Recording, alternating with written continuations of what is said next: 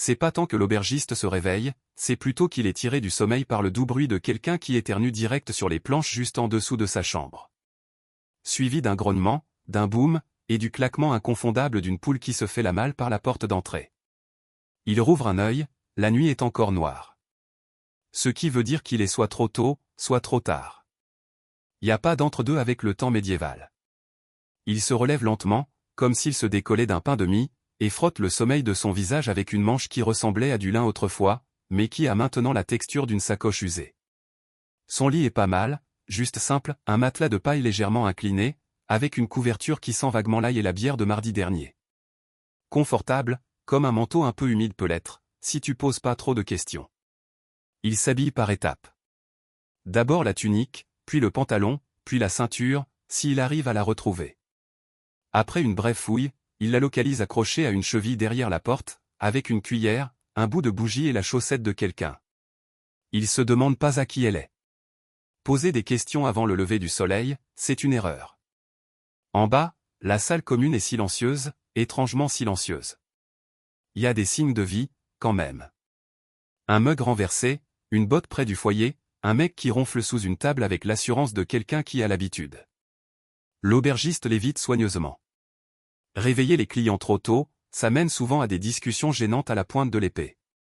Il attise le foyer d'un coup de poker expert. Le but, c'est la chaleur, pas un brasier infernal. Le bois de chauffage coûte cher, et la dernière fois qu'il a allumé un vrai feu, quelqu'un a essayé d'y faire cuire une oie à l'intérieur, avec les plumes encore dessus. Pendant qu'il met une marmite sur les flammes, prêt à réchauffer ce que le ragoût d'hier soir est devenu, il entend le braiement lointain d'une mule et le bruit sourd de voyageurs matinaux qui arrivent. Il expire. L'auberge est pas glamour, mais elle est chaude. Elle est fréquentée. Et surtout, elle est à lui. Et comme ça, la journée recommence. Le petit déjeuner à l'auberge, c'est moins un repas qu'une négociation entre ce qui est comestible et ce qui est légalement défendable. L'aubergiste verse une louche épaisse de quelque chose dans une marmite au-dessus du foyer. Ça a pas de nom, mais ça a une odeur. Entre l'avoine bouillie et une botte mouillée qui a pensé au chou. C'est la potée, un aliment de base médiévale. Pas une recette, plutôt un concept. La potée d'hier était faite avec de l'orge et des navets. Celle d'aujourd'hui comprend les mêmes navets, maintenant plus mous, et des morceaux mystérieux d'une oie qui n'a pas réussi à s'échapper hier soir. Ajoutez de l'eau, chauffez, répétez. C'est comme de la soupe, si la soupe avait abandonné à mi-chemin. Le pain est présent, dur comme une tuile et tout aussi mâchable. Il est coupé avec soin, surtout parce que l'aubergiste ne veut pas casser un autre couteau dessus. Les clients le mâchent lentement, en partie pour la digestion, en partie parce qu'ils ont le temps de réfléchir à leur choix de vie entre les bouchées. Et la bière, ah oui, la bière du petit déjeuner. C'est pas un cliché médiéval, c'est une nécessité. L'eau ici est douteuse. Le lait est réservé aux chats de la ferme du seigneur, et le thé est encore une étincelle dans l'œil de quelques marchands lointains. La bière est faible, mais au moins elle a été bouillie et filtrée par pur désespoir. Même les enfants en boivent, sous surveillance bien sûr. C'est un établissement respectable, après tout. Maintenant, les clients arrivent un par un. Un marchand avec une bourse serrée comme une relique sacrée. Un pèlerin endormi qui serre encore son bâton de marche et marmonne des trucs sur les ampoules, et, inévitablement, le barde qui demande du miel pour sa bouillie, comme si le miel n'avait pas été enfermé dans un coffre depuis des semaines. La serveuse, agile et immunisée contre les conneries, se déplace entre les tables comme une danseuse qui en a marre. Elle sourit aux clients, remplit les mugs et esquive les compliments non sollicités avec la grâce de quelqu'un qui a mémorisé tous les mauvais poèmes possibles qu'un voyageur ivre peut réciter. À la fin du petit déjeuner, l'auberge sent la fumée, l'orge et l'ambition. Les bols vides claquent sur les tables. Les estomacs sont remplis. Les esprits sont tièdes. C'est pas de la grande cuisine, mais c'est chaud, c'est copieux et personne n'est encore mort. Ce qui, selon les normes médiévales, est un triomphe. S'il y a une chose dont une auberge médiévale n'a pas besoin, c'est plus de monde. Pourtant, vers le milieu de la matinée, ils commencent à affluer comme des pigeons avec des bagages, et à peu près le même respect pour l'hygiène personnelle. Le premier à franchir la porte est un chevalier, ou plutôt quelqu'un qui prétend être un chevalier. Il a une armure, oui, mais elle est dépareillée, rouillée et maintenue ensemble avec ce qui ressemble à de la corde à rideau. Il exige une chambre privée, alors qu'il n'a pas de monnaie, pas de manière et l'odeur générale d'un cheval qui a perdu un pari. Derrière lui, c'est un apprenti marchand qui parle comme s'il possédait une flotte de navires, mais équipé avec des boutons. Il essaie de marchander pour un bol de soupe, comme si cet établissement offrait des 10 gros ponts. Ensuite, vient le barde.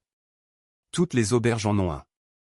Il ne paie jamais vraiment, mais insiste sur le fait que ses chansons valent plus que de l'or. Ce qui est faux. Il porte un luth auquel il manque 6 cordes et se lance immédiatement dans un air lugubre sur l'amour perdu et le vol de chèvres. Personne n'a rien demandé. Un moine entre en traînant les pieds, hochant solennellement la tête à tout le monde et bénissant les meubles. Il insiste pour jeûner bruyamment, tout en lorgnant le pain. Dans les 10 minutes qui suivent, il mange le 10 pains et explique que techniquement, c'est pas un péché si le pain était déjà cassé. À midi, l'auberge est pleine de personnalités conflictuelles et d'odeurs qui se chevauchent. Quelqu'un fait sécher ses chaussettes près du foyer. Quelqu'un d'autre aiguise un couteau sans raison apparente. Un enfant court entre les tables, poursuivi par une oie rancunière. Dans un coin, 2 voyageurs se disputent pour savoir qui a le seul tabouret qui ne vacille pas. Et au-dessus de tout ça, il y a l'aubergiste, calme comme un moine le jour de la paix. Il a déjà tout vu. Il sait que d'ici le soir, quelqu'un tombera amoureux, quelqu'un s'endormira dans sa soupe et quelqu'un défiera un tabouret en duel, probablement le barde encore une fois. Il verse un autre mug, essuie le comptoir avec un chiffon qui a connu de meilleurs siècles et fait un signe de tête à la serveuse, un accord silencieux que, malgré tout, cet endroit tourne encore. Les clients sont peut-être imprévisibles, bruyants, parfois saignants, mais c'est aussi eux qui font l'auberge, et ils ne voudraient pas que ça change, sauf peut-être en plus silencieux et avec moins de course-poursuite d'oies. Si l'auberge a une âme, ou au moins un cerveau fonctionnel, c'est la serveuse. Elle s'appelle Marjorie. Elle a environ 20 ans, peut-être 30. Ou peut-être qu'elle a juste vieilli rapidement à cause de l'exposition aux poètes voyageurs. Personne n'en est sûr. Ce que les gens savent, c'est que toute l'opération s'effondrerait en un tas trempé de ragoût sans elle. Elle se déplace dans le chaos avec une précision exercée. Une main qui maintient un plateau de mug en équilibre, l'autre qui repousse une main baladeuse qui a mal évalué sa patience. Ses réflexes sont plus rapides qu'un furet dans un garde-manger. Un mercenaire ivre a une fois essayé de complimenter ses chevilles et s'est réveillé 2 jours plus tard avec ses bottes clouées au plafond. Marjorie peut prendre une commande dans 4 dialectes, verser de la bière sans en renverser une goutte et insulter un noble sans techniquement commettre de trahison. Elle n'est pas grossière, elle est efficace, et dans un bâtiment maintenu ensemble par des éclats et des demi-promesses, elle est la seule qui a une autorité réelle. Elle sait quels voyageurs paieront en monnaie et lesquels essaieront de troquer avec des coquillages. Elle peut flairer un faux accent, une bague volée et un flirt déguisé en plainte sur la nourriture. Le moine a beau marmonner des trucs sur le péché, même lui sait que Marjorie est la sainte patronne du bon fonctionnement des choses.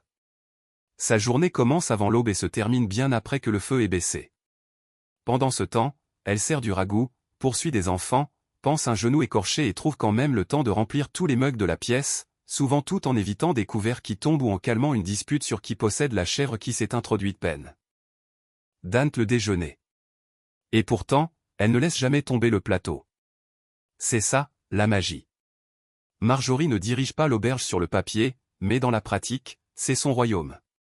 L'aubergiste possède peut-être les murs, mais elle contrôle le sol. Un clin d'œil ici, un mot sec là, un regard qui peut faire cailler le lait. C'est une danse délicate et elle l'exécute quotidiennement avec le genre de grâce qui ne vient que d'années d'attente basse et d'une grande tolérance.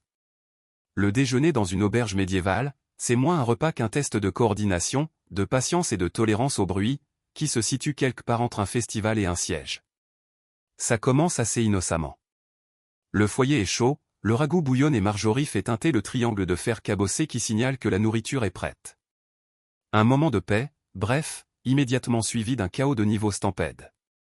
Les clients émergent de coins dont vous ne soupçonniez pas l'existence. Un commerçant saute par-dessus un chien endormi. Un barde balance son luth sur une épaule comme s'il marchait au combat. 2 paysans se disputent pour savoir qui s'est assis en premier, alors qu'il y a 6 bancs vides et absolument personne qui compte les points.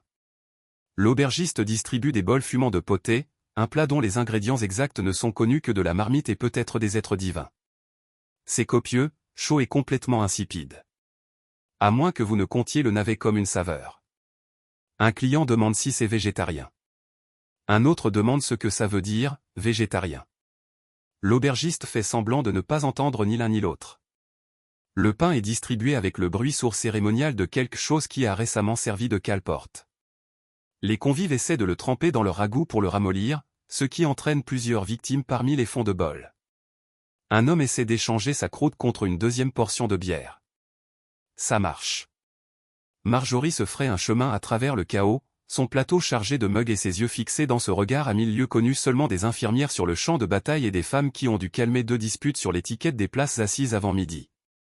Elle distribue de la nourriture, sourit et lance des avertissements, tout en même temps. Une performance d'une seule femme qui mérite une salve d'applaudissements, mais on se contentera d'un pourboire bien rempli. Quelque part près du foyer, une paire de gardes essaie de se surpasser en row, tandis qu'un moine suspectement joyeux fredonne un hymne entre deux bouchées. La chèvre est revenue.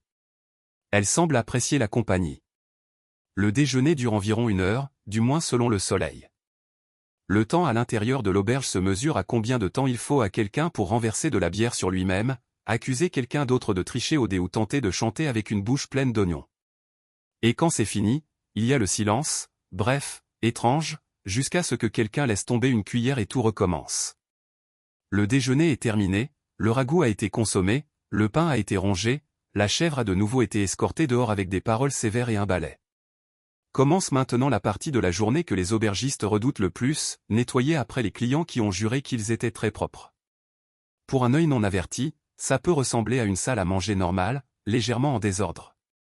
Mais pour Marjorie et l'aubergiste, c'est un site de fouilles archéologiques à part entière, avec des taches mystérieuses, des objets personnels perdus et une quantité profondément troublante de pelures d'oignons dans des endroits où les oignons n'auraient jamais dû se trouver. Les tables en bois sont essuyées avec un chiffon qui, tout comme l'aubergiste, en a trop vu. Il ne nettoie pas vraiment, il étale plutôt tout dans un joli glaçage médiéval. Les sols sont balayés, surtout en poussant les choses sous les bancs et en espérant que la gravité s'occupe du reste. Une botte est découverte sous l'un des tabourets. Personne ne la réclame. Elle est ajoutée à la pile croissante derrière le bar, étiquetée appartient peut-être à quelqu'un. Marjorie commence à ramasser les plats avec la vitesse et la précision de quelqu'un qui fait ça tous les jours depuis une décennie et qui aimerait beaucoup arrêter. Les clients qui s'attardent trop longtemps reçoivent le regard. Un regard si puissant qu'il a un jour fait s'excuser un noble et donner un pourboire d'une pièce d'argent entière. On ne l'a plus jamais revu, mais l'histoire reste une légende. La marmite à ragoût est grattée à fond. Ce qui reste est soit donné au cochon, soit discrètement réintégré à la recette de demain. Rien ne se perd, rien ne se crée, tout se transforme, surtout quand personne ne peut faire la différence après le 3e bol. L'aubergiste marmonne quelque chose à propos de laver les mugs, mais tout le monde sait qu'il va juste les rincer dans le tonneau d'eau de pluie et appeler ça une purification divine. Il y a un seau pour faire tremper, mais c'est surtout cérémonial à ce stade. Alors que les dernières miettes sont balayées et que les bancs sont remis en place, toujours plus bancal qu'avant, la pièce commence à ressembler à nouveau à une auberge, plutôt qu'à la scène d'une émeute particulièrement bien nourrie. Marjorie respire, redresse son tablier et se prépare pour la prochaine vague. Parce que dans une auberge médiévale, la paix n'est jamais permanente. C'est juste la brève pause entre un bordel et le suivant. Et quelque part, quelqu'un demande déjà quand le souper sera prêt. Alors que le dernier bol est empilé, la dernière cuillère séchée, et Marjorie ose prendre une gorgée de bière restante en paix. Ça arrive. La porte grince et s'ouvre. De nouveaux clients, de nouveaux visages, de nouveaux problèmes et, pire que tout, des questions. Le premier voyageur entre, portant un manteau trop grand, une barbe qui pourrait abriter plusieurs créatures des bois et une expression qui suggère qu'il est sur le point de laisser un avis sur l'endroit sur parchemin. Il s'approche du bar et demande « Vous servez du lait d'amande ?» Le silence est immédiat et total. Quelque part dans le coin, un tabouret grince sous le poids du jugement collectif. Derrière lui arrive un jeune couple, clairement pas marié, à en juger par la façon dont ils sont proches et par la façon dont ils sont déterminés à ne pas se toucher, qui demande s'ils peuvent voir la chambre d'abord. Marjorie pointe simplement l'étage. C'est en bois. Il y a des murs. Ça ne fuit pas en été. Généralement. Un 3e client, couvert de poussière et d'autosuffisance, insiste pour savoir où l'auberge se procure ses bougies, si le ragoût est préparé de manière éthique et si la chèvre a été dressée à rester dehors. La chèvre, bien sûr, entre à ce moment précis et éternue promptement sur ses bottes. Puis, il y a le barde, un autre barde cette fois, qui insiste pour payer avec une chanson. Il pince son luth, frappe 3 mauvaises notes d'affilée et se lance dans une balade sur la dame au pot de chambre qui fuit. On lui demande immédiatement d'arrêter, poliment, avec un balai. L'aubergiste hoche la tête à chaque demande, chaque plainte et chaque question mal prononcée sur les variétés de vin. Il y a un vin, et il est rougeâtre. Il ne discute pas. Il ne corrige pas. Il écoute simplement, sourit et laisse Marjorie s'en occuper. Parce que s'il y a une chose qui remplit une auberge plus vite que la pluie, ce sont les voyageurs avec des opinions. Et ils n'arrivent jamais tranquillement. Au coucher du soleil, la salle commune est une mosaïque de personnalités. Le scribe tranquille dans le coin, les marchands qui se disputent près du feu, le barde qui tente pour la deuxième fois de gagner de l'affection par le volume et la chèvre, maintenant endormi sous la table 3. L'aubergiste expire. Une autre fournée de clients, une autre série de petites catastrophes qui attendent de se produire. Et tous pensent en quelque sorte qu'ils sont les normaux. L'heure du souper arrive, pas avec élégance, mais avec du bruit. Un bruit fort, qui se chevauche. Les chaises grincent. Les mugs tintent. Quelqu'un tousse de façon théâtrale pour faire comprendre qu'il attend depuis des lustres, même s'il est arrivé il y a 9 minutes et qu'il porte encore son manteau de voyage comme s'il s'agissait d'une couronne. Marjorie émerge de la cuisine en tenant une marmite qui est techniquement encore chaude et qui est définitivement encore du ragoût. Le menu du jour n'a pas changé. C'est toujours le plat signature de l'auberge. Ce qui restait de plus tôt, légèrement réchauffé. Il est servi avec un morceau de pain qui pourrait servir d'arme contondante et une dose de commentaires des clients. Ce ragoût a un goût différent de celui d'hier soir, dit un voyageur avec suspicion. C'est le même ragoût, répond Marjorie sans lever les yeux. Oh, eh bien, il est bon, ajoute-t-il rapidement, craignant maintenant pour ses privilèges en matière de couvert. Le barde, qui est toujours là d'une manière ou d'une autre, propose d'interpréter une chanson en l'honneur du repas. Il réussit à passer un couplet avant que Marjorie ne place une louche dans son bol avec un peu plus d'enthousiasme que nécessaire. Il comprend le message. Près du foyer, 2 marchands ont un débat animé sur les prix des céréales, qui est d'une manière ou d'une autre plus bruyant que le couple qui se dispute pour savoir combien de puces ils ont compté sur le lit à l'étage. La chèvre est revenue. Elle est de nouveau sous la table, et se fait caresser. Nourrie en douce par un gamin qui insiste pour dire que c'est son bétail émotionnel. Le ragoût cale bien. La bière coule à flot, ce qui aide à faire passer le côté cale bien du ragoût. Et malgré les plaintes occasionnelles sur la texture, la température ou l'ambiguïté existentielle de la viande, tout le monde mange. L'aubergiste est derrière le comptoir, a astiqué un mug qui n'a pas été vraiment propre depuis la dernière récolte, et observe ses clients avec l'expression d'un homme qui a accepté son destin. Il sait que dans environ 1 heure, quelqu'un va renverser quelque chose. Quelqu'un d'autre va s'endormir en plein milieu d'une phrase, et le barde va réessayer. Il réessaie toujours. Mais pour l'instant, la pièce est bruyante, bordélique et sacrément vivante, ce qui est, au moins, un signe de succès. Parce que dans une auberge médiévale, le souper n'a pas besoin d'être bon, il a juste besoin d'arriver sans prendre feu. Alors que la dernière cuillère cliquette contre le fond d'un bol et que les clients commencent à se pencher en arrière avec les grognements satisfaits de ceux qui ont survécu à une autre tournée de ragoût, le vrai spectacle commence, la soirée est divertissement, si on peut dire. Y a pas de programme, pas de flyer, pas d'animateur avec un luth et un emploi du temps. La soirée se déroule simplement, comme toutes les grandes performances, sans structure, avec un talent limité et de fortes chances de blessures légères. Le barde, évidemment, saisit l'occasion. Il s'éclaircit la gorge avec emphase, pince 3 cordes incertaines et annonce une ballade intitulée « La belle dame de Festerwell qui a épousé un troll ». La moitié de la salle applaudit, l'autre moitié gémit. La chèvre éternue. Sa voix est enthousiaste. Les paroles riment parfois. L'aubergiste se sert un mug de bière et boit une grande gorgée, comme le fait un homme qui sait qu'il reste encore 6 couplets et qu'au moins l'un d'eux impliquera un vol de chaussettes. Pendant ce temps, à la table du fond, 2 vieux potes essaient de se surpasser dans un concours d'énigmes pâteuses. Les règles sont floues. L'une des énigmes pourrait être en fait une recette. Un moine à proximité se couvre poliment les oreilles et commence à fredonner des psaumes à un volume généralement réservé aux cloches de l'église. Les dés sortent ensuite. En bois, ébréché et peut-être béni ou maudit. Les avis divergent. Une petite foule se rassemble alors que les paris sont lancés, en utilisant des pièces, des boutons, une très vieille paire, et la chaussure gauche d'un homme. Personne ne pose de questions. La valeur de la paire est contestée. Marjorie fait le tour de la pièce comme un faucon avec une excellente ouïe. Elle surveille les embrouilles, les boissons renversées et tous ceux qui ont l'air sur le point de monter sur une table. Elle attrape le barde en plein mouvement, juste au moment où il essaie de faire un geste théâtral sur un pied de banc qui n'a clairement pas été conçu pour le théâtre. Dans un coin, un voyageur timide sort timidement une flûte. Elle produit 3 jolies notes avant que la chèvre ne lui donne un coup de tête. Applaudissements généraux. La soirée et divertissement à l'auberge n'est pas léché, répété, ni même entièrement légal dans certaines villes. Mais c'est réel. C'est bruyant et ça finit presque toujours avec quelqu'un qui ronfle dans son mug ou qui se réveille avec un nouveau tatouage dessiné à la suie. Y a pas d'heure de fermeture officielle à l'auberge. Pas de cloche, pas d'annonce d'extinction des feux, et certainement pas de placier poli qui guide les clients vers la porte. La fermeture, c'est plutôt un effondrement social progressif. Ça commence quand le barde perd finalement son public. Ça arrive généralement quand il oublie les paroles du dernier couplet et les remplace par des bruits de gorge dramatiques. Quelqu'un lance une croûte de pain en signe d'appréciation. On ne sait pas si c'est des applaudissements ou un pot de vin pour qu'il arrête. Ensuite, quelques clients commencent à s'affaler, pas forcément à cause de la bière, mais à cause du poids calorique pur et simple. Le ragoût a fait son effet. La gravité a gagné. Un marchand se penche tellement en arrière sur son tabouret qu'il devient un meuble.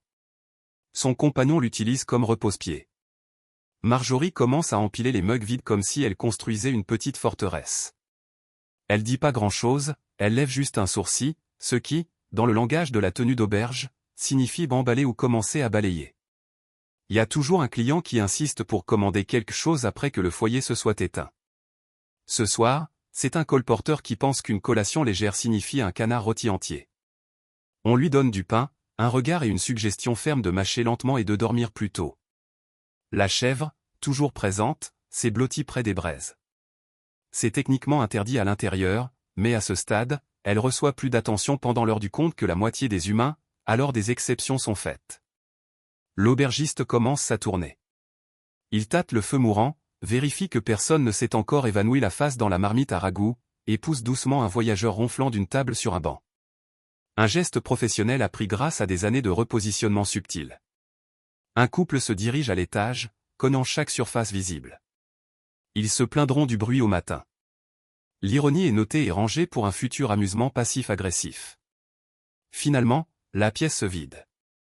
Pas tous en même temps, mais par vagues douces et branlantes, comme une marée de manteaux, de bâillements et de hoquets occasionnels. Le bavardage s'estompe. Le rire s'éteint. L'auberge devient silencieuse. Enfin. Un mug roule d'une table.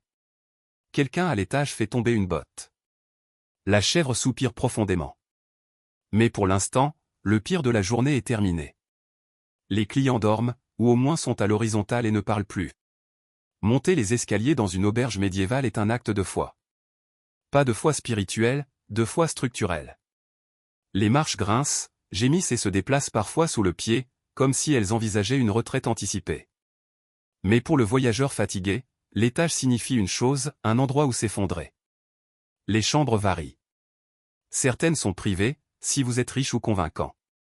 La plupart, cependant, sont des arrangements de dortoirs partagés où des inconnus dorment à quelques centimètres les uns des autres et où tout le monde fait semblant de ne rien entendre. Les lits sont des cadres en bois remplis de paille et de rêves. Des couvertures, si vous avez de la chance, des oreillers seulement si vous avez apporté les vôtres ou plié votre manteau de manière créative. Et oui, la paille bruisse constamment. Parfois parce qu'elle est sèche. Parfois parce que quelque chose à l'intérieur essaie aussi de dormir. Le ronflement est inévitable. Quelqu'un commence toujours quelques instants après s'être allongé. Pas un ronflement léger et mignon. On parle de ronflement médiéval. Le genre qui résonne sur les poutres en bois et vous fait vous demander s'il y a un sanglier sauvage dans les chevrons.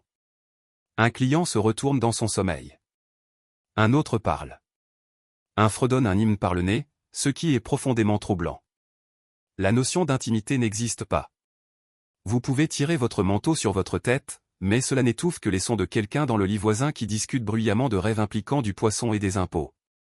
Quelqu'un d'autre se lève sans cesse pour vérifier le ragoût, ce qui est juste un code pour avoir besoin du pot de chambre situé discrètement derrière un rideau qui ne trompe personne.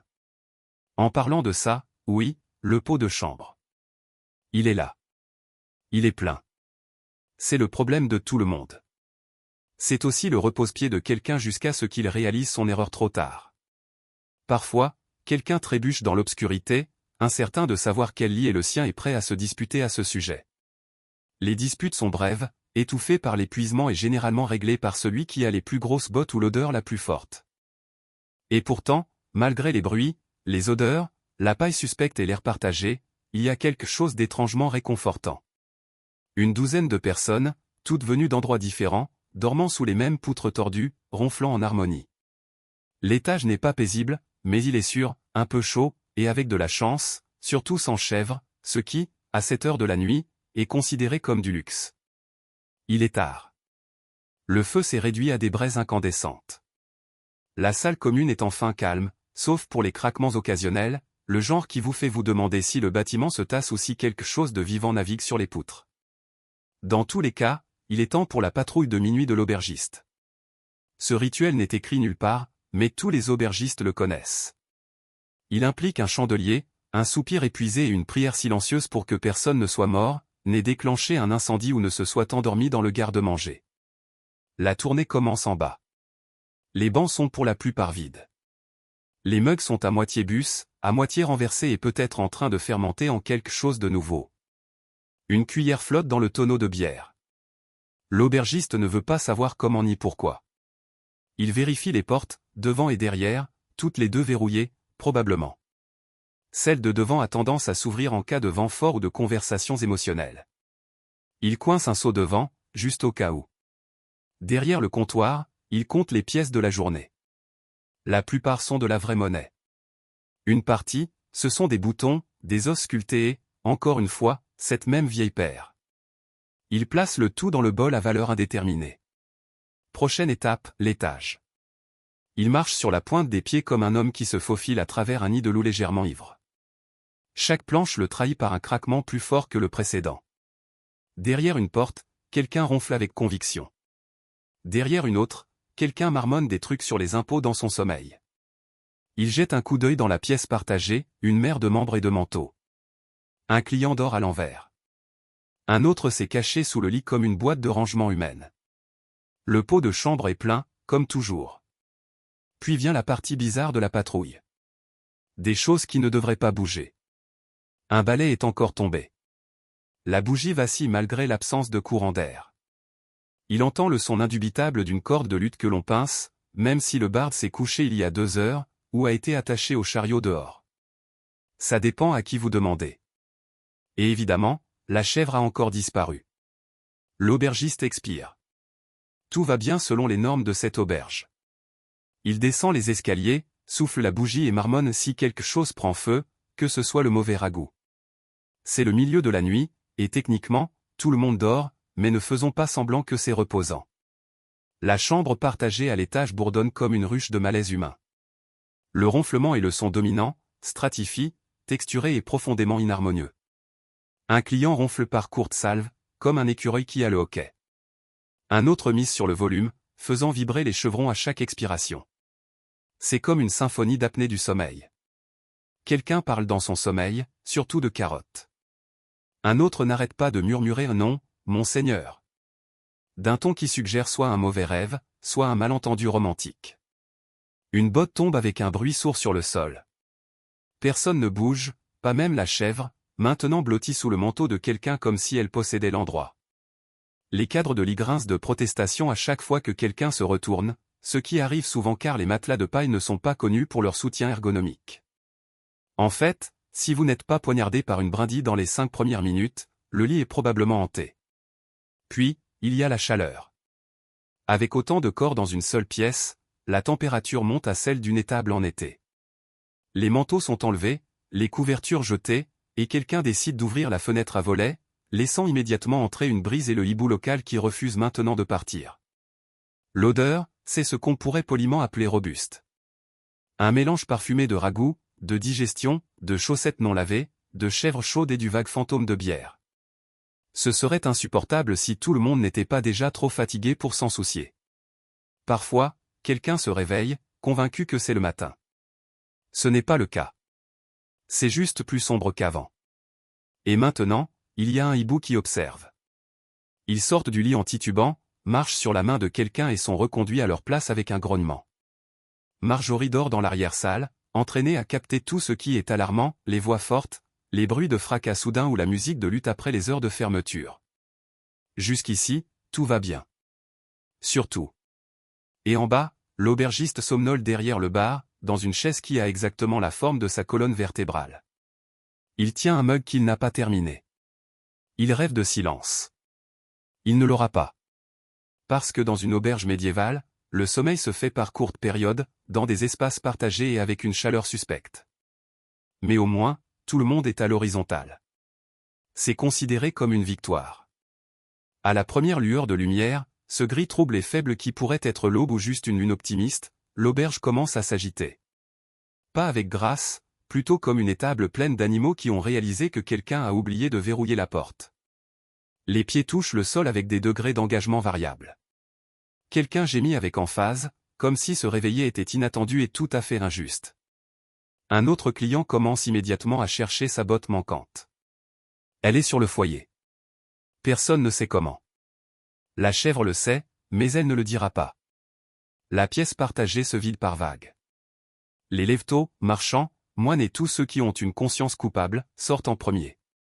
Ils laissent derrière eux un gâchis de couvertures froissées, d'empreintes de pas boueuses et un voyageur encore endormi qui insiste, même dans ses rêves, pour dire qu'il n'a pas touché au fromage. En bas, l'aubergiste est déjà réveillé. Techniquement, ses yeux sont ouverts.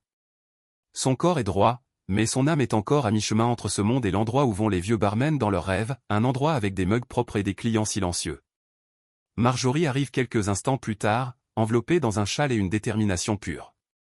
Elle commence son inventaire silencieux des dégâts de la nuit, 2 tabourets renversés, une bougie manquante et quelqu'un a inexplicablement mis de la confiture sur le manche du balai.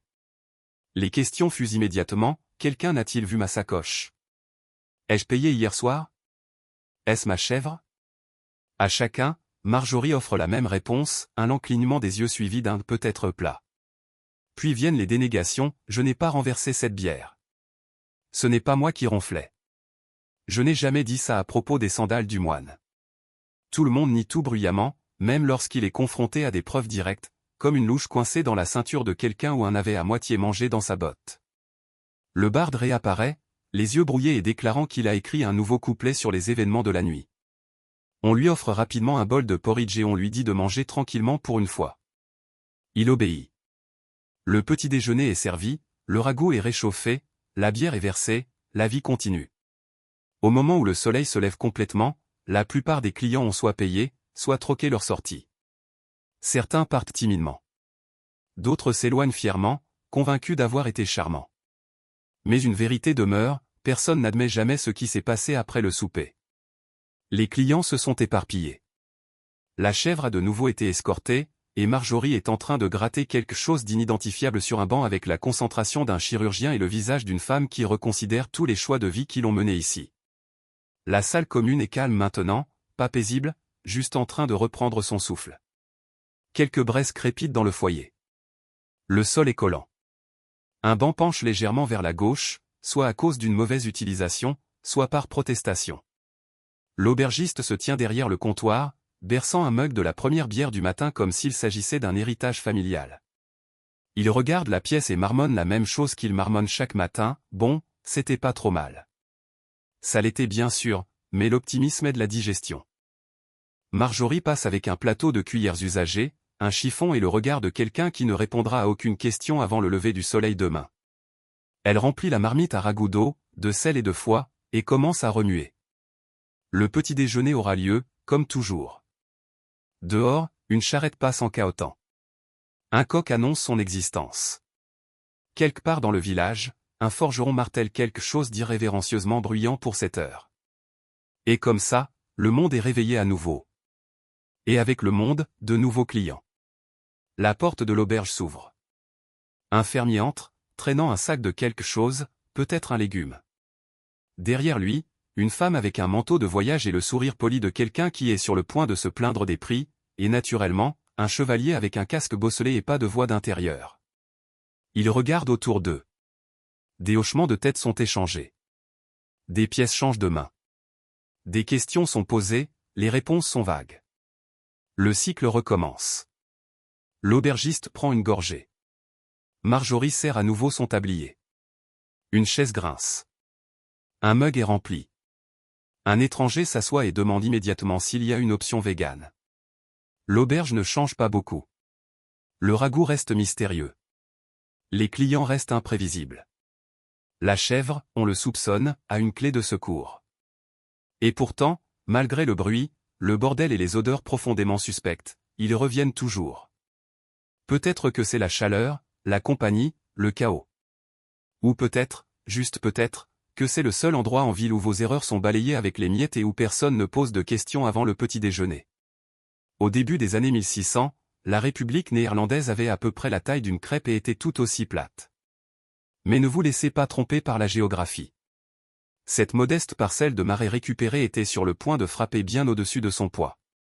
Alors que le reste de l'Europe était occupé à s'entretuer à cause de la religion et à savoir quel roi avait les bottes les plus brillantes, les Néerlandais ont tranquillement construit un empire de lumière, d'argent et de peinture à l'huile. Tout a commencé avec une révolution. L'Espagne avait dominé les Pays-Bas pendant des décennies, brandissant le drapeau catholique et serrant de chaque poisson et bulbe de tulipe. Mais en 1648, après presque 80 ans de coups de pied et de hurlements, les Néerlandais ont finalement déclaré « c'est bon, on arrête ». Et juste comme ça, ils étaient libres. Ce qui a suivi était moins un plan national qu'un free-for-all entrepreneurial. Imaginez la Silicon Valley, mais tout le monde porte des sabots et investit dans le hareng. Amsterdam est devenu Wall Street de l'Europe. Ses ports étaient bondés de navires se dirigeant vers l'Asie, l'Afrique, les Amériques, n'importe où avec des biens à échanger ou des gens à exploiter. La Compagnie néerlandaise des Indes orientales, VOC, en gros l'Amazon prime du XVIIe siècle, a fait fortune grâce à la muscade, la porcelaine et, n'oublions pas, la colonisation. Mais le vrai coup de théâtre, c'est que pendant que leurs navires transportaient de la cannelle à travers les océans, chez eux, les gens lisaient des journaux, sirotaient de la bière et regardaient leurs voisins se faire immortaliser à l'huile par des mecs appelés Rembrandt et Vermeer. Ces peintres ne se contentaient pas de faire des portraits, ils créaient des légendes. Vermeer capturait des moments calmes et intimes, éclairés comme du cinéma divin. Rembrandt donnait aux vieillards et aux figures bibliques plus de drama qu'une émission de télé-réalité.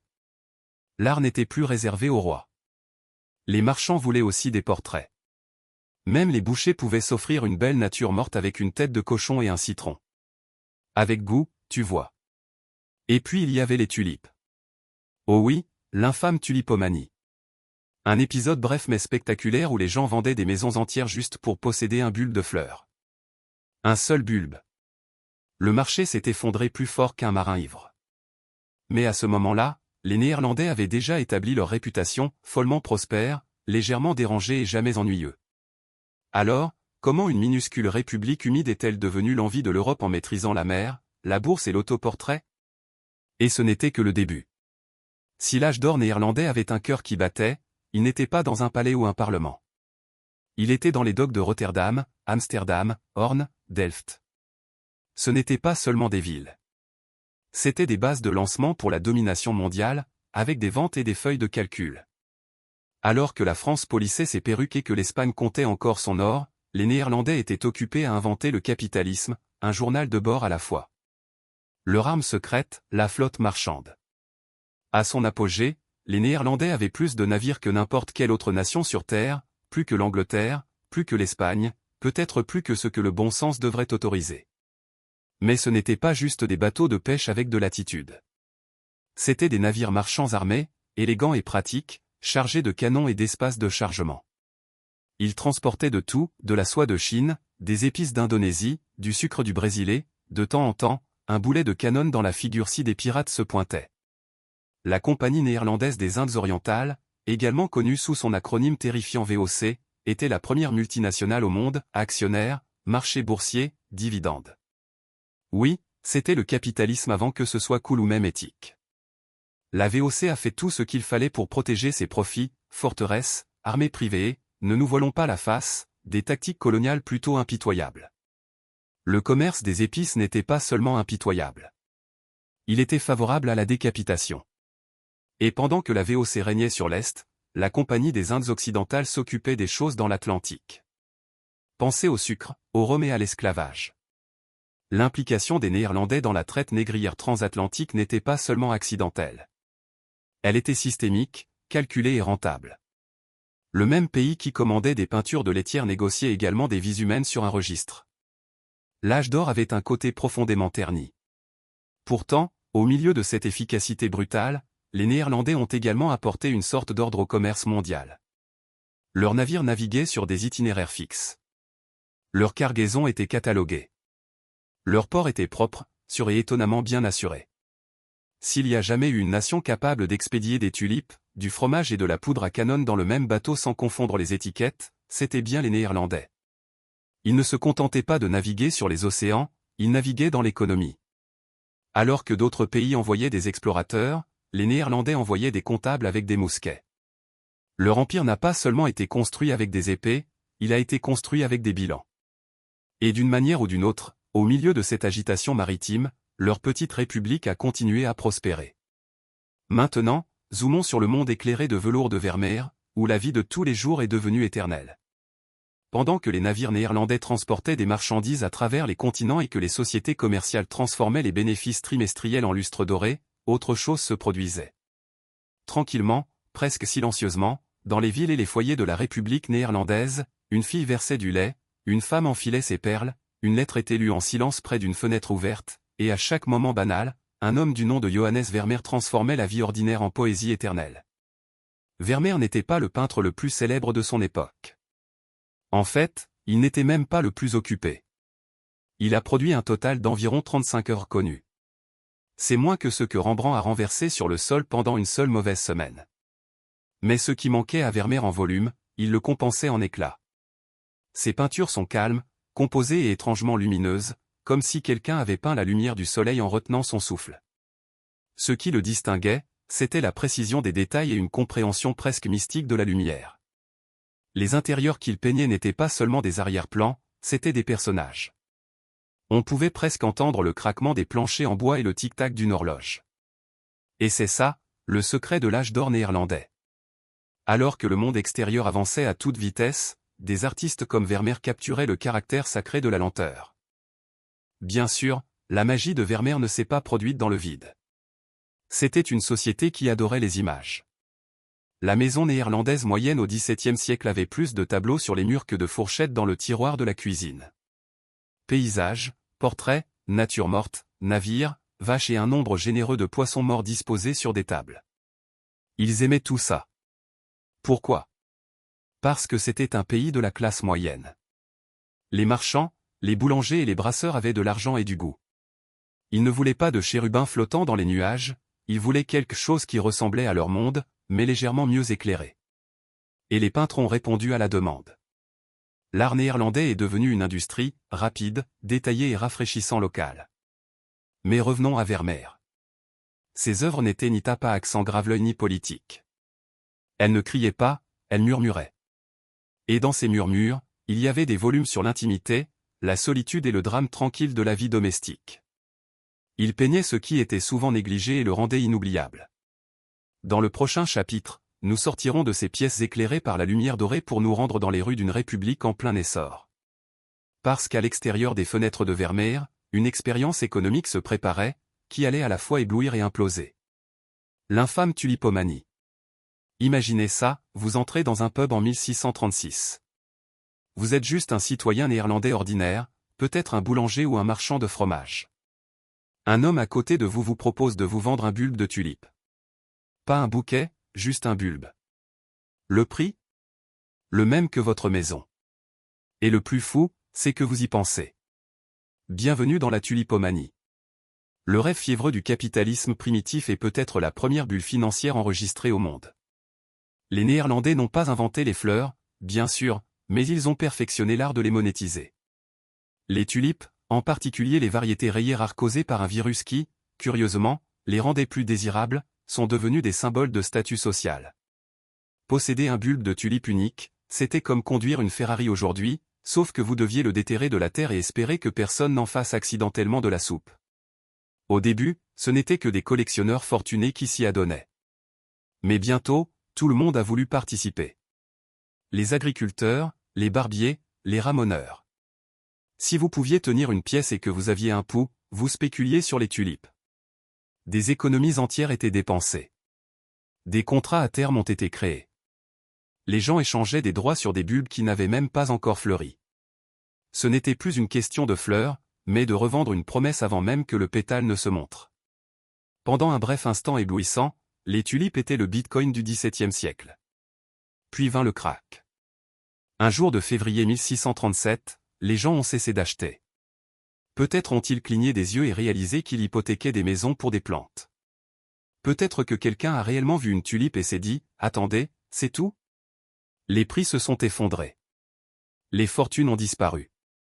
Et soudain, ce bulbe pour lequel vous avez payé le prix d'une maison sur le canal ne valait plus rien. Autant le planter et essayer de profiter de la vue. Curieusement, l'économie néerlandaise ne s'est pas totalement effondrée avec le marché des tulipes. C'était embarrassant, oui. Il y a eu des poursuites. Il y a eu des sermons publics sur la cupidité et la vanité. Mais la République a haussé les épaules, a dépoussiéré ses doublures et est passée à autre chose. Ce n'était pas leur dernière rencontre avec la manie spéculative, juste la plus jolie. La tulipomanie est devenue un conte moral sur l'orgueil démesuré, les marchés irrationnels et la tendance humaine à chasser la beauté jusqu'à ce qu'elle morde. Mais pendant que les bulbes pourrissaient, l'esprit néerlandais, lui, ne pourrissait pas. Parce que juste au coin de la rue, la République construisait un empire culturel sur les livres, les cartes et les idées. Et c'est là que nous nous dirigeons ensuite. Pendant que les tulipes étaient échangées comme de l'or et que Vermeer était occupé à peindre des femmes faisant des choses très calmes près des fenêtres, autre chose s'épanouissait tranquillement dans la République néerlandaise. L'esprit. Les Néerlandais ne se contentaient pas d'expédier des marchandises, ils expédiaient des idées. Et au XVIIe siècle, c'était une affaire dangereuse. Commençons par les presses à imprimer. À une époque où la publication d'une opinion erronée, disons en Espagne, pouvait entraîner d'un destin malheureux brûlé sur le bûcher, les Pays-Bas sont devenus un refuge pour les écrivains, les philosophes et les rebelles avec des plumes. Les Néerlandais avaient une attitude relativement tolérante envers la libre pensée, du moins tant que cela n'interférait pas avec le commerce, ce qui signifiait que les livres sortaient d'Amsterdam comme le vin dans un banquet de marchands. Les idées interdites ailleurs trouvaient un refuge sur ici. Descartes a écrit et publié aux Pays-Bas.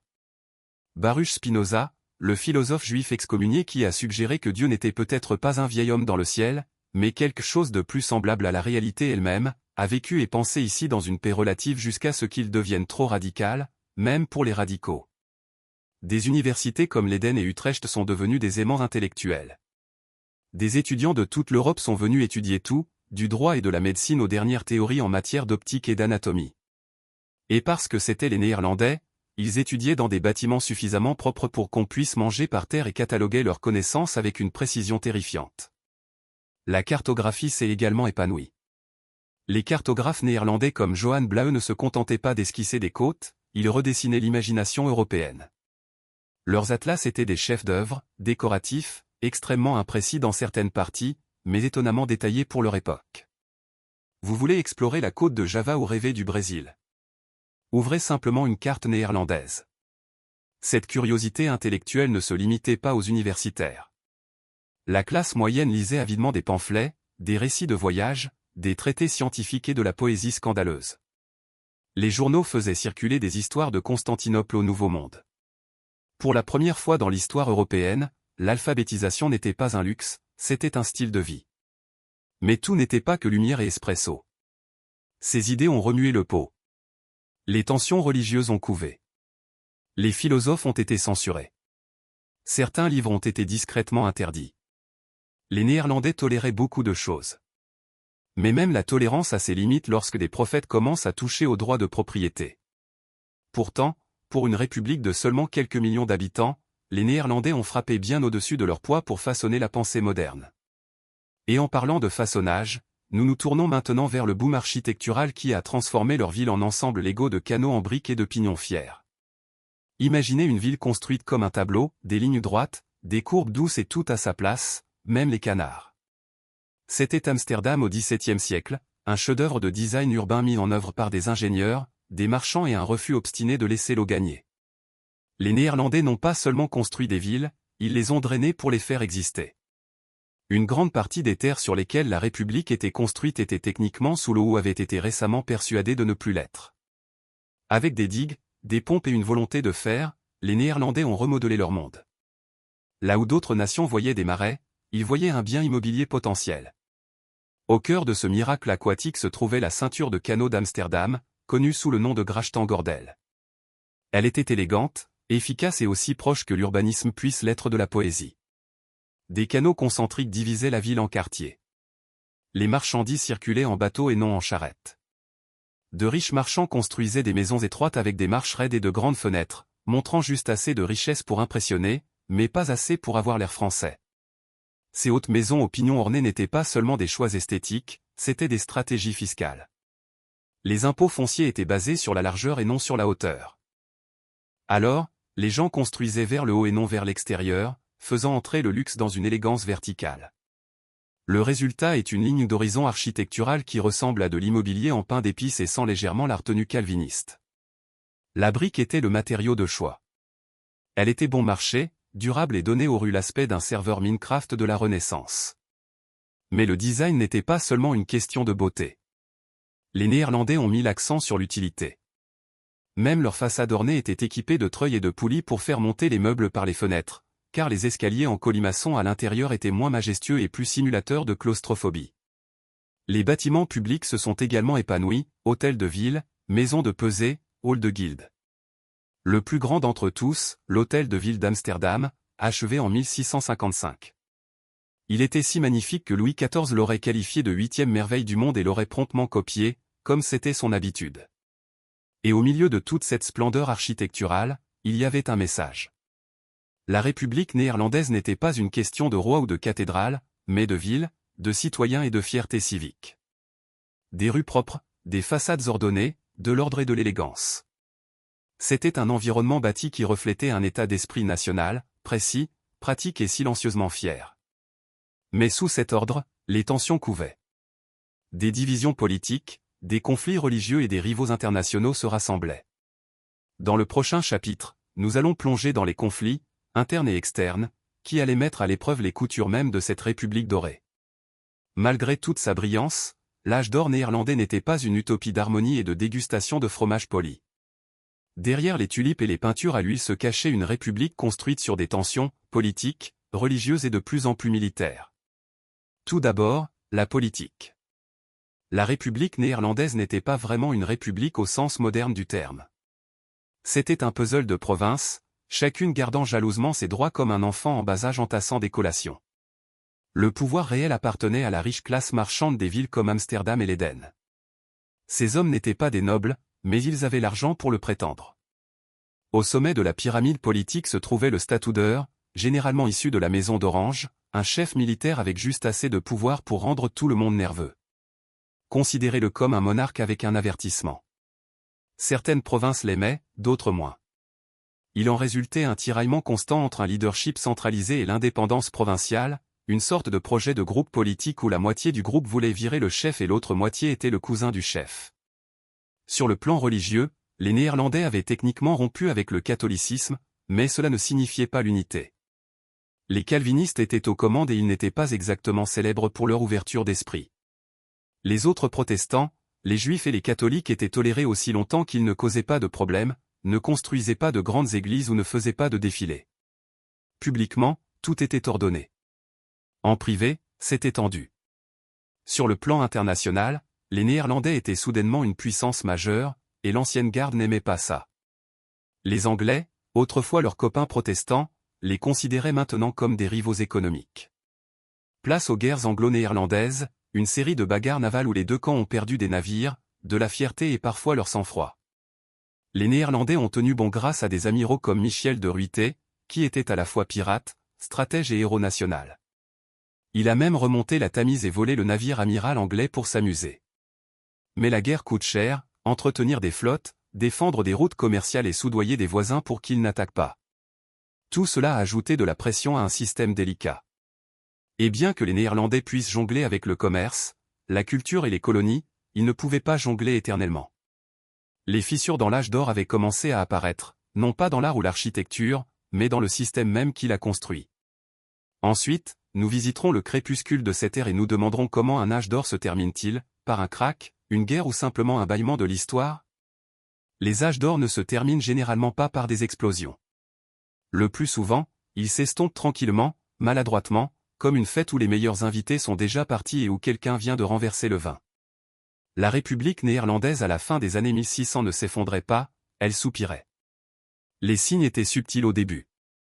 Le commerce restait fort, mais les concurrents rattrapaient leur retard.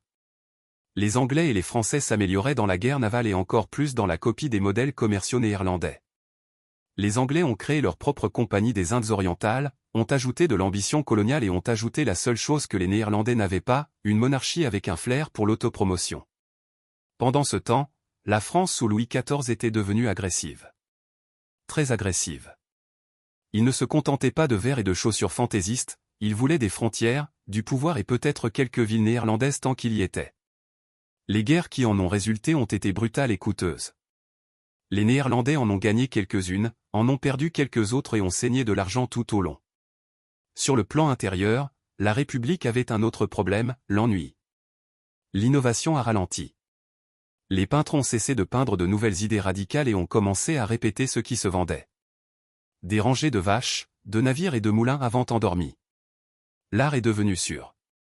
La banque est devenue prudente. Les maisons sur le canal étaient toujours jolies, mais l'énergie avait changé. On pouvait sentir le scintillement dans la lampe à huile. Il y avait aussi des fractures plus profondes.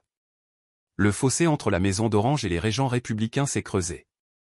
La classe moyenne, autrefois moteur de la prospérité, a commencé à stagner. Des tensions ont couvé entre l'argent ancien et les nouvelles ambitions. Et surtout, les jeunes Néerlandais ont cessé de croire qu'ils étaient au centre du monde parce qu'ils ne l'étaient plus. Le coup de grâce n'est pas venu sous la forme d'une seule catastrophe, mais sous la forme d'un changement de vent. L'âge des Lumières pointait ailleurs. La Grande-Bretagne a pris la couronne de superpuissance financière et navale mondiale. La France a volé la vedette dans l'art et la science jusqu'à ce que la guillotine s'en mêle. Et les Néerlandais, autrefois la merveille de l'Europe, se sont retrouvés discrètement éjectés des projecteurs.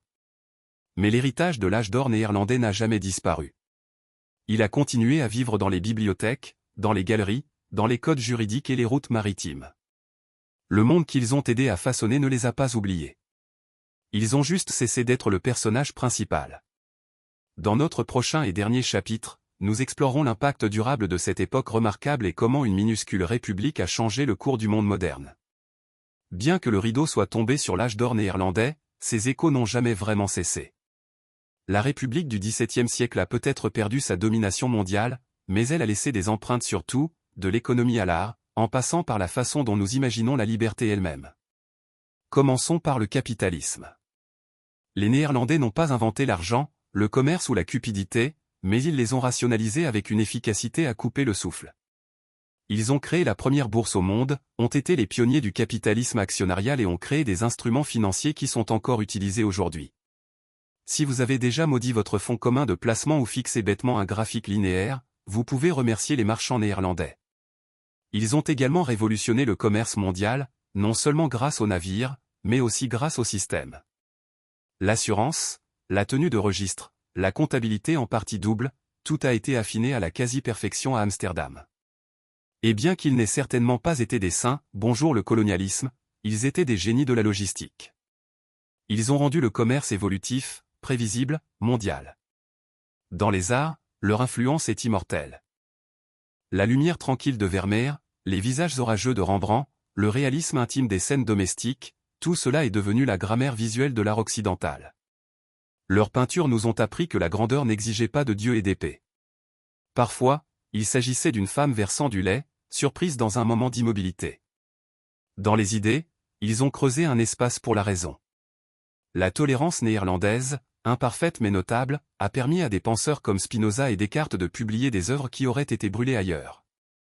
Ce faisant, ils ont contribué à faire avancer l'Europe vers les Lumières. La liberté de penser, le pluralisme religieux, la curiosité scientifique ont tous pris racine dans le sol néerlandais. Même leurs villes ont établi une norme.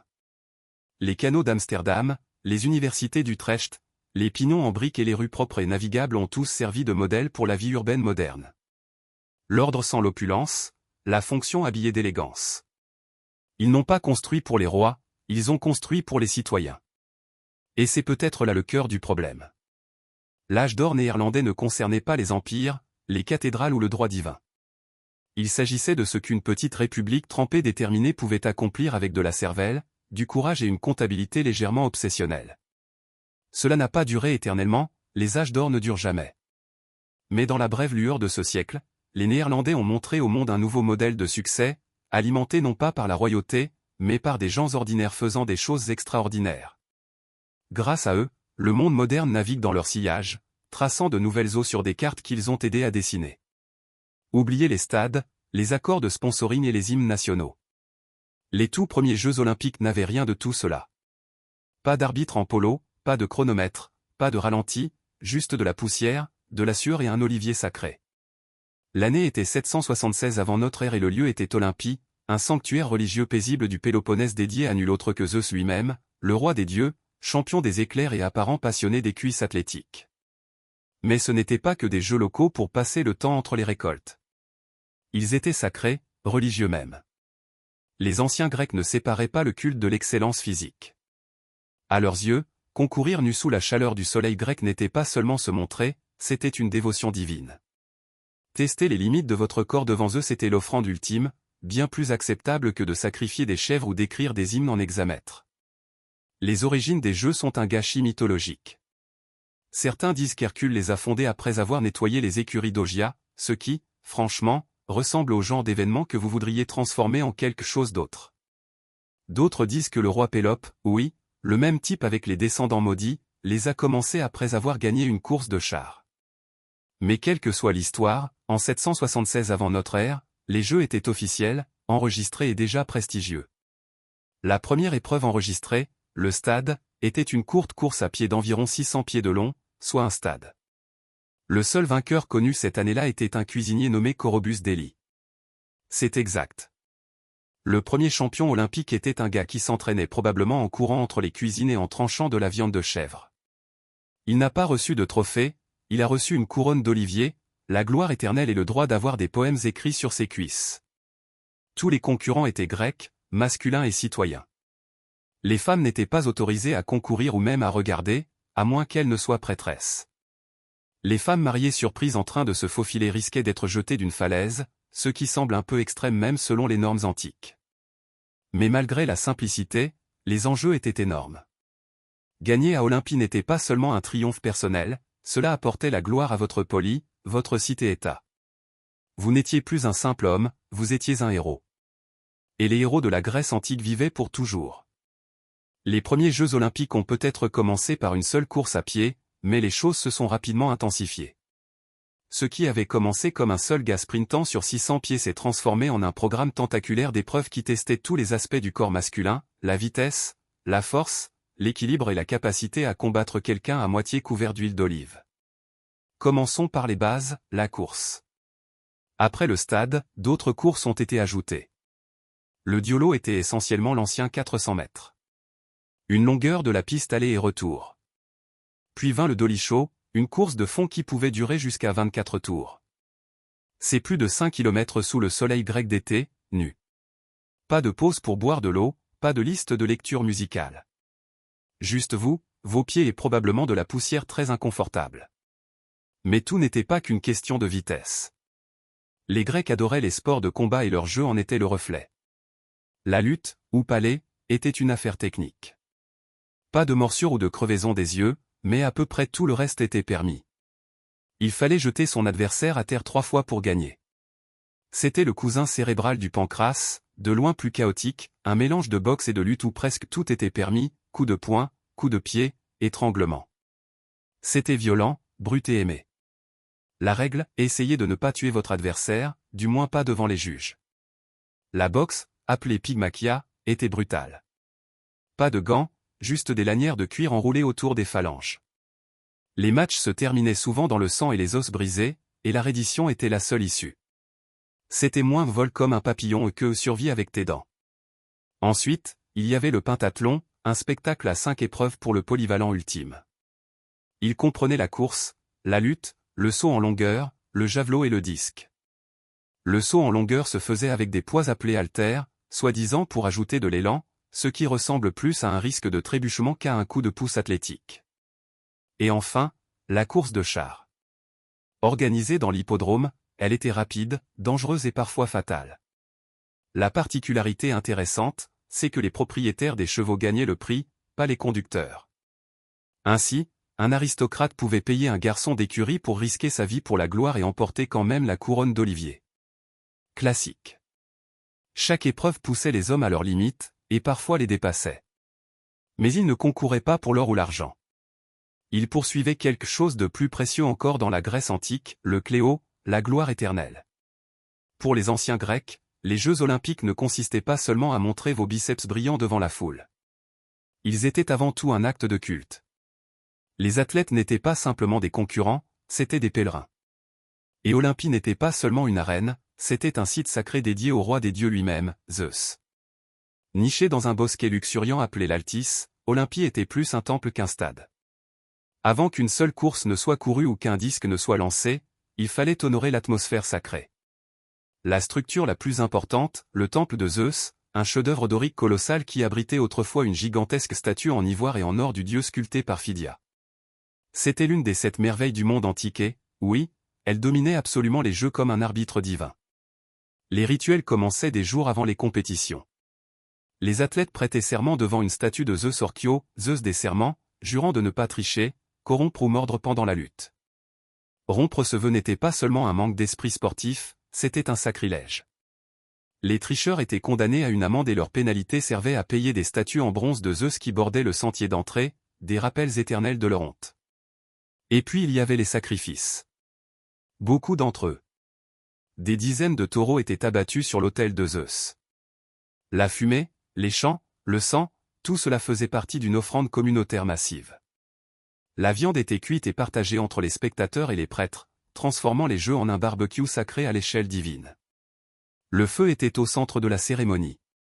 Une flamme sacrée, censée avoir été allumée par les rayons du soleil, brûlait à l'autel d'Hestia. Cette tradition a inspiré la flamme olympique moderne, bien qu'heureusement sans le sacrifice d'animaux. Spectateurs, athlètes, juges, ils ne venaient pas seulement pour le sport, ils venaient pour un renouveau religieux, pour une chance d'être témoins de la faveur divine se manifestant à travers l'excellence humaine. L'air était épais d'encens et d'attente. Gagner signifiait que Zeus lui-même vous avait souri. Perdre signifiait, eh bien, peut-être que vous n'aviez pas prié assez fort. Et la nuit, une fois les compétitions terminées et les hôtels encore chauds, Olympie brillait de musique, de festins et de philosophie. C'était un culte, un festival et un spectacle, tout en un. Si vous rêviez de participer aux Jeux olympiques antiques, nous espérons que vous étiez grec, mâle et très nu. Les Jeux étaient sacrés, prestigieux et aussi exclusifs qu'un club de vin spartiate. Les règles étaient strictes, les exigences intimidantes et la liste de ceux qui étaient autorisés à concourir très courte. Tout d'abord, les athlètes devaient être des hommes grecs nés libres, pas des esclaves, pas des étrangers, pas même des femmes. Les Jeux olympiques étaient une vitrine de la masculinité grecque dans toute sa gloire huilée. Les concurrents venaient des cités-États à travers le monde grec, Athènes, Sparte, Corinthe, Rhodes et au-delà. Mais seulement s'ils pouvaient prouver leur lignée hellénique.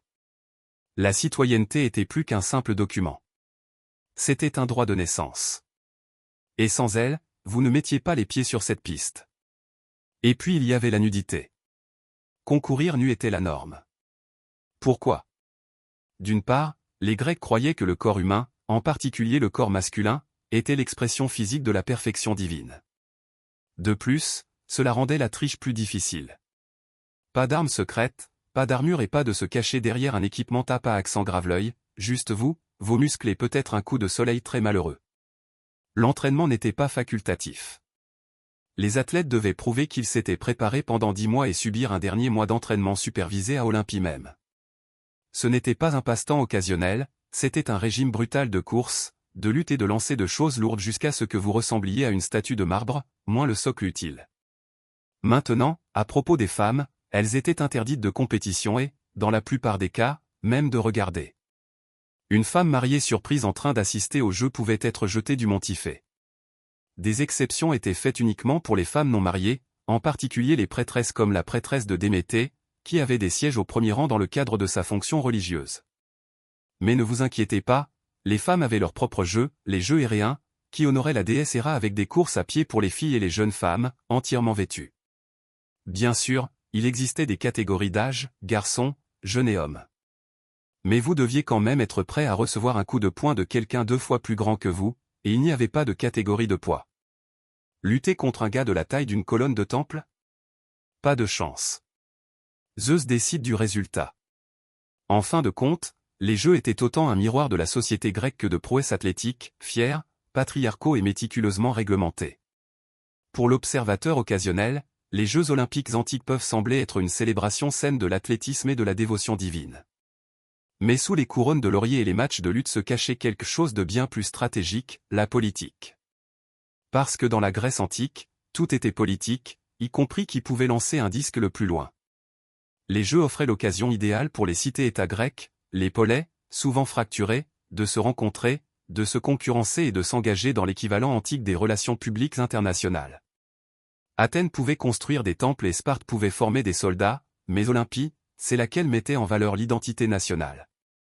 Gagner une épreuve ne glorifiait pas seulement l'athlète, cela glorifiait la polis d'où il venait. La victoire d'un homme était un panneau d'affichage pour la supériorité de sa ville natale. Les cités-États finançaient même et entraînaient les athlètes par souci de prestige. Ce n'étaient pas des amateurs qui arrivaient en courant depuis l'Olivret, c'étaient des instruments de propagande civique finement réglés. Les victoires étaient immortalisées dans des poèmes, des statues et des cérémonies publiques élaborées. Des villes entières offraient des repas gratuits à vie aux vainqueurs olympiques parce que rien ne dit mieux que vous représentez notre grandeur que du vin et des côtelettes d'agneau à volonté.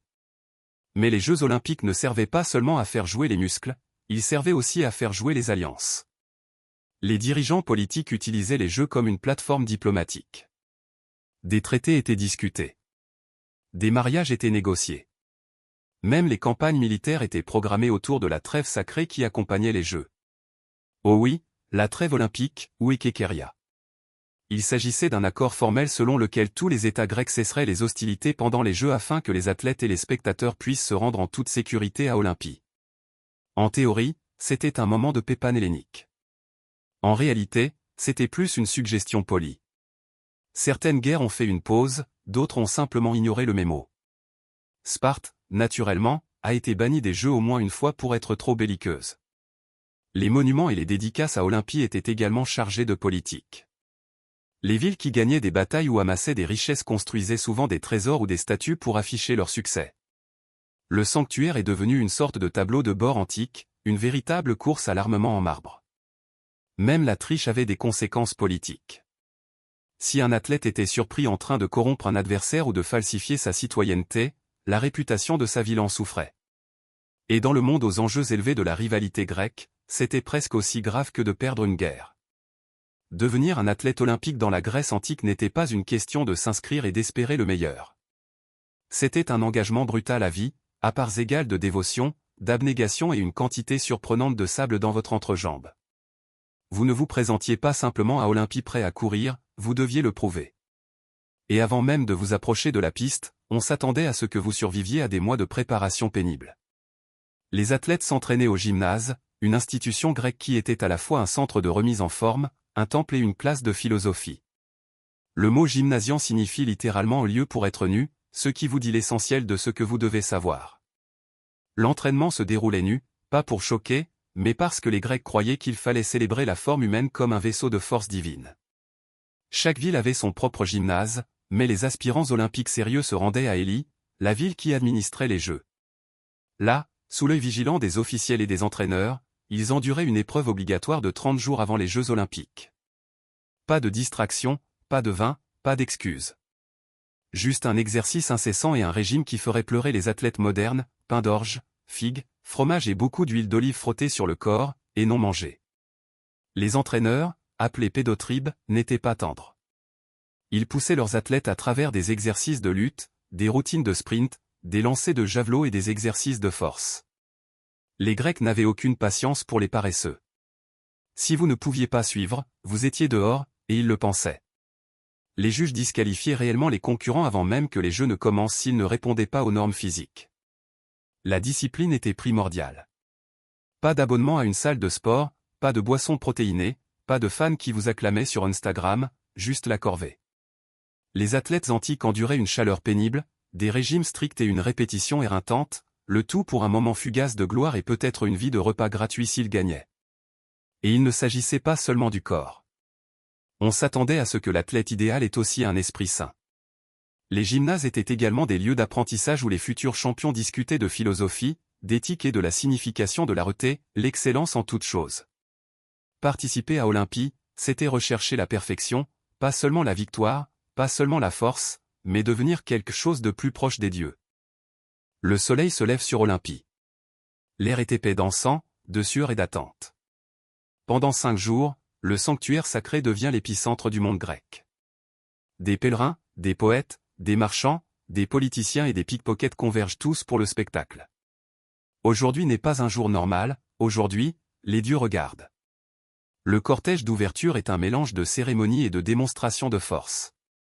Les athlètes dénudés et brillants d'huile d'olive défilent en rang. Les spectateurs acclament, les cités-États agitent des bannières et les juges, appelés les Hellénodiques, regardent avec des expressions qui disent « Nous vous disqualifierons si vous clignez des yeux bizarrement ». La foule est massive.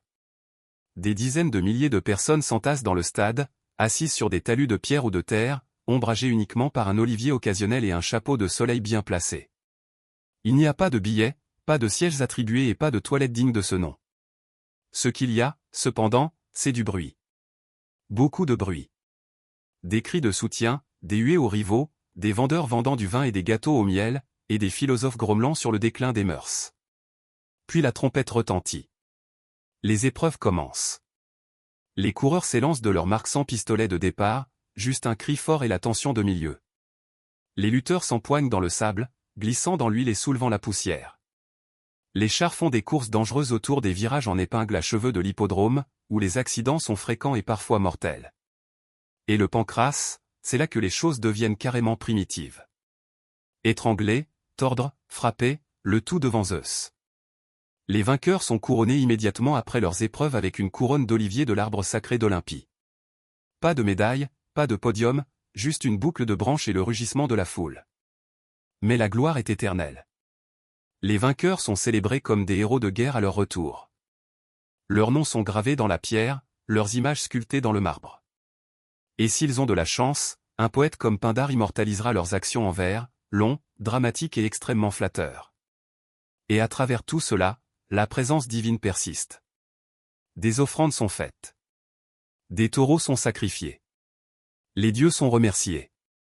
Parce que chaque saut, chaque lancer et chaque sprint n'est pas seulement pour la gloire, c'est une offrande, une prière faite avec du muscle et du cran. Les jeux sont terminés, la poussière retombe. Les foules emballent leurs affaires et rentrent chez elles. Mais pour quelques privilégiés, ceux qui sont couronnés d'une couronne d'olivier, la vie n'est plus jamais la même. Dans la Grèce antique, la victoire olympique n'était pas seulement une réussite sportive, c'était une amélioration de la vie à part entière. Gagner à Olympie signifiait que vous n'aviez pas seulement battu d'autres hommes, vous aviez plu aux dieux. Et ce genre de faveur divine venait avec de sérieux avantages. Les vainqueurs retournaient à leur poli en héros. Des statues étaient érigées en leur honneur. Des poètes chantaient leurs louanges dans des vers si fleuris qu'ils pouvaient surpasser les jardins d'Aphrodite. Certaines villes donnaient à leurs champions des sièges au premier rang lors des événements publics. D'autres offraient des repas gratuits à vie, un prix bien meilleur qu'une médaille, surtout dans un monde où le dîner n'était pas garanti. De riches mécènes se pressaient pour vous parrainer. Les familles organisaient de meilleures perspectives de mariage. Les enfants apprenaient votre nom à l'école. Et si vous étiez d'une petite ville, vous pourriez voir votre visage sculpté sur la monnaie locale, vos abdominaux immortalisés dans le bronze. Mais avec la célébrité venait l'attente. Les vainqueurs olympiques n'étaient pas autorisés à disparaître dans l'obscurité. Ils sont devenus des symboles, des preuves vivantes de la grandeur d'une ville. Certains étaient envoyés en mission diplomatique, d'autres recrutés comme généraux. Leur corps avait gagné la gloire et maintenant leur nom devait la porter. Bien sûr, tout le monde ne gérait pas bien les projecteurs. Certains athlètes sont devenus arrogants. L'un d'eux a même essayé de dédier une statue à lui-même et aux dieux, mais les gens ont discrètement modifié l'inscription. D'autres ont essayé de tricher lors de jeux ultérieurs, pensant que leur réputation les protégerait. Spoiler, ça n'a pas marché. Ceux qui étaient surpris en train de corrompre des adversaires ou de mentir sur leur citoyenneté étaient condamnés à une amende, humiliés et parfois voyaient leur nom rayé des registres. Mais pour les quelques honnêtes, la récompense était le cléo, la gloire immortelle. Dans la culture grecque, le cléo était le billet d'or, la chance d'être rappelé non seulement par vos enfants ou votre ville, mais par l'histoire elle-même. Si vous mouriez jeune, votre nom continuait à vivre. Si vous viviez longtemps, vous deveniez un mentor, une légende, peut-être même un mythe. Et c'est ce qui a fait des Jeux Olympiques plus que du sport, une forge d'héritage. Pendant plus de 1000 ans, les Jeux Olympiques ont flambé comme une flamme sacrée, se tenant tous les 4 ans sans faute, même à travers les guerres et les pestes. De 776 avant notre ère à aujourd'hui, génération après génération de Grecs se sont rassemblés à Olympie pour honorer les dieux, chasser la gloire et peut-être lancer un javelot plus loin que quiconque. Mais même les traditions sacrées ne sont pas à l'abri du temps. Au IVe siècle de notre ère, l'Empire romain avait englouti le monde grec.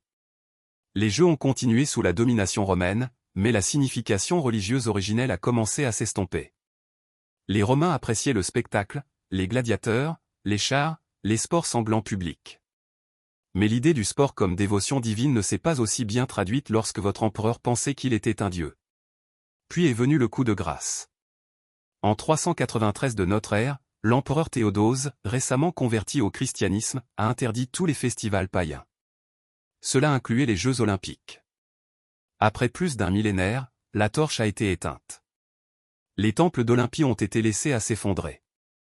Les tremblements de terre et les inondations ont enterré ce qui était autrefois le cœur du monde grec. Le sanctuaire est tombé en silence. Pendant des siècles, les Jeux n'ont vécu que dans la légende, leurs histoires transmises à travers des textes anciens, admirés par les érudits, mais considérés comme une relique d'un monde disparu. Jusqu'à ce qu'au XIXe siècle, cette vieille flamme revienne à la vie. Inspiré par l'esprit de la Grèce antique et une nouvelle obsession pour l'Antiquité classique, un Français du nom de baron Pierre de Coubertin a décidé qu'il était temps de faire revenir les Jeux, non pas dans un temple en ruine sous des oliviers, mais comme une compétition internationale moderne. Et ainsi, en 1896, les Jeux olympiques modernes sont nés à Athènes, comme il se doit, sur la terre même où ils ont commencé. Les Jeux d'aujourd'hui sont plus grands, plus bruyants et nettement plus vêtus, mais les échos de l'original subsistent. Le cycle de 4 ans, la torche sacrée allumée à Olympie, les idéaux d'excellence, d'honneur et d'unité, et la poursuite de quelque chose de plus grand que la victoire, l'immortalité par l'accomplissement. Des coureurs nus dans des champs poussiéreux à la gymnastique télévisée et à la natation synchronisée, le voyage olympique n'a jamais été linéaire, mais il a toujours été humain, désordonné, glorieux et en constante évolution. Et tout a commencé avec un cuisinier nommé Coroébus, une course à pied et une couronne de feuilles d'olivier sous le regard de Zeus. L'année était 1791 et les États-Unis étaient moins un pays qu'une expérience très coûteuse. La Révolution avait été gagnée, mais la guerre avait laissé derrière elle une dette montagneuse. Le gouvernement naissant, fonctionnant en vertu de la nouvelle constitution brillante, était fauché et la question dans l'esprit de tous était de savoir qui allait payer pour ça. Entrait Alexander Hamilton, le premier secrétaire au trésor du pays, qui n'aimait pas seulement les systèmes financiers solides, il les adorait. Hamilton croyait que la clé de la force nationale résidait dans l'autorité fédérale et une politique fiscale saine. Son plan, consolider les dettes des États sous le gouvernement fédéral, créer une banque nationale et, voici le clou du spectacle, augmenter les recettes par le biais d'impôts. Et pas n'importe quels impôts, une taxe d'accise fédérale sur les spiritueux distillés, mieux connue sous le nom de taxe sur le whisky. Pour Hamilton, cela avait parfaitement un sens. Le whisky était largement produit, largement consommé et, soyons honnêtes, bu comme de l'eau dans de nombreuses régions du pays, en particulier à la frontière, où l'eau potable n'était pas toujours garantie. Taxer le whisky, c'était comme taxer le soleil, on pouvait compter dessus. Mais à la frontière occidentale, en particulier dans l'ouest de la Pennsylvanie, les agriculteurs avaient d'autres idées. De nombreux petits agriculteurs ne se contentaient pas de boire du whisky, ils en fabriquaient. Ils transformaient l'excès de céréales en liqueur parce que c'était plus facile à transporter, bien conservé et pouvait être utilisé comme une monnaie. Le whisky était de l'or liquide, littéralement. Et maintenant, le gouvernement fédéral fouillait profondément dans leurs poches pour prendre sa part. Pire encore, la taxe frappait de manière disproportionnée les petits distillateurs, les personnes même qui s'en sortaient avec des alambics en cuivre artisanaux et une poignée de maïs. Les grands producteurs pouvaient payer un montant forfaitaire, les petits agriculteurs, eux, devaient payer par gallon, et cela ressemblait à une punition à la bouteille. Pour ces hommes, ce n'était pas seulement une taxe, c'était une trahison. La révolution avait été menée à cause de la taxation sans représentation et voilà qu'un gouvernement lointain à Philadelphie leur disait comment faire fonctionner leurs alambics. Certains ont appelé cela de la tyrannie, d'autres ont dit que c'était familier.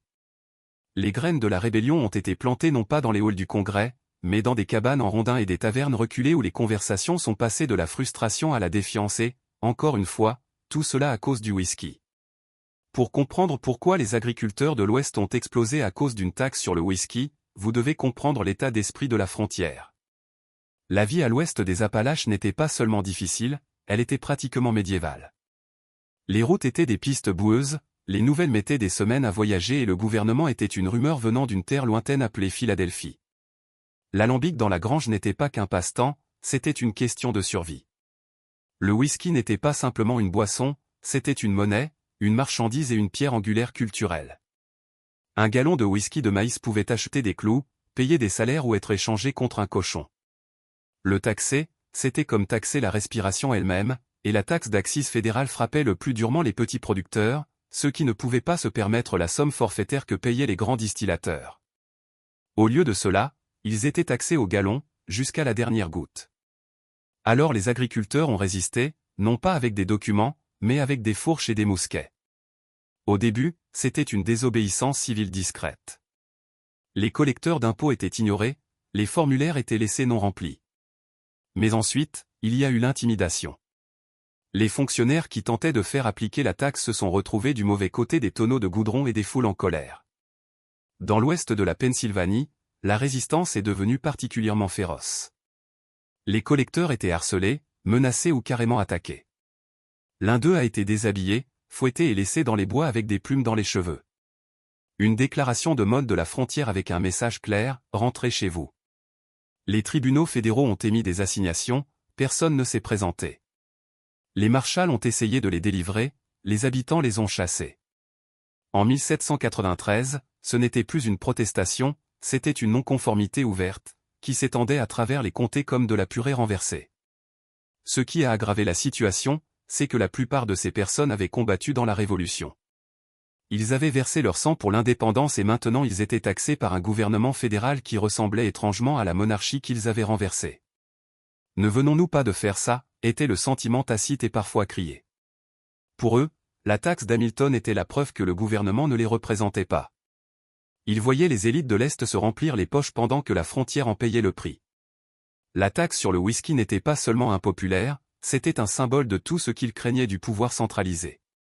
Et pendant tout ce temps, le gouvernement observait avec une inquiétude croissante. Ce qui avait commencé comme une violation de la loi commençait à ressembler beaucoup à une rébellion. En 1794, ce qui avait commencé comme une défiance dispersée avait évolué en quelque chose de bien plus grave, organisé, armé et déterminé. L'ouest de la Pennsylvanie ne se contentait plus de résister à la taxe sur le whisky, il contestait activement le droit du gouvernement fédéral à gouverner tout court. Le point de rupture est survenu en juillet 1794 lorsqu'un marshal américain du nom de David Lennox et un inspecteur des impôts du nom de John Neville, un ancien général fortuné et l'un des rares hommes assez courageux ou têtus pour essayer de percevoir la taxe, se sont retrouvés dans le collimateur des rebelles. Neville avait fortifié sa maison, Beauvais, à l'extérieur de Pittsburgh, se préparant aux ennuis. Les ennuis, comme il s'est avéré, se sont présentés sous la forme de plusieurs centaines d'hommes armés.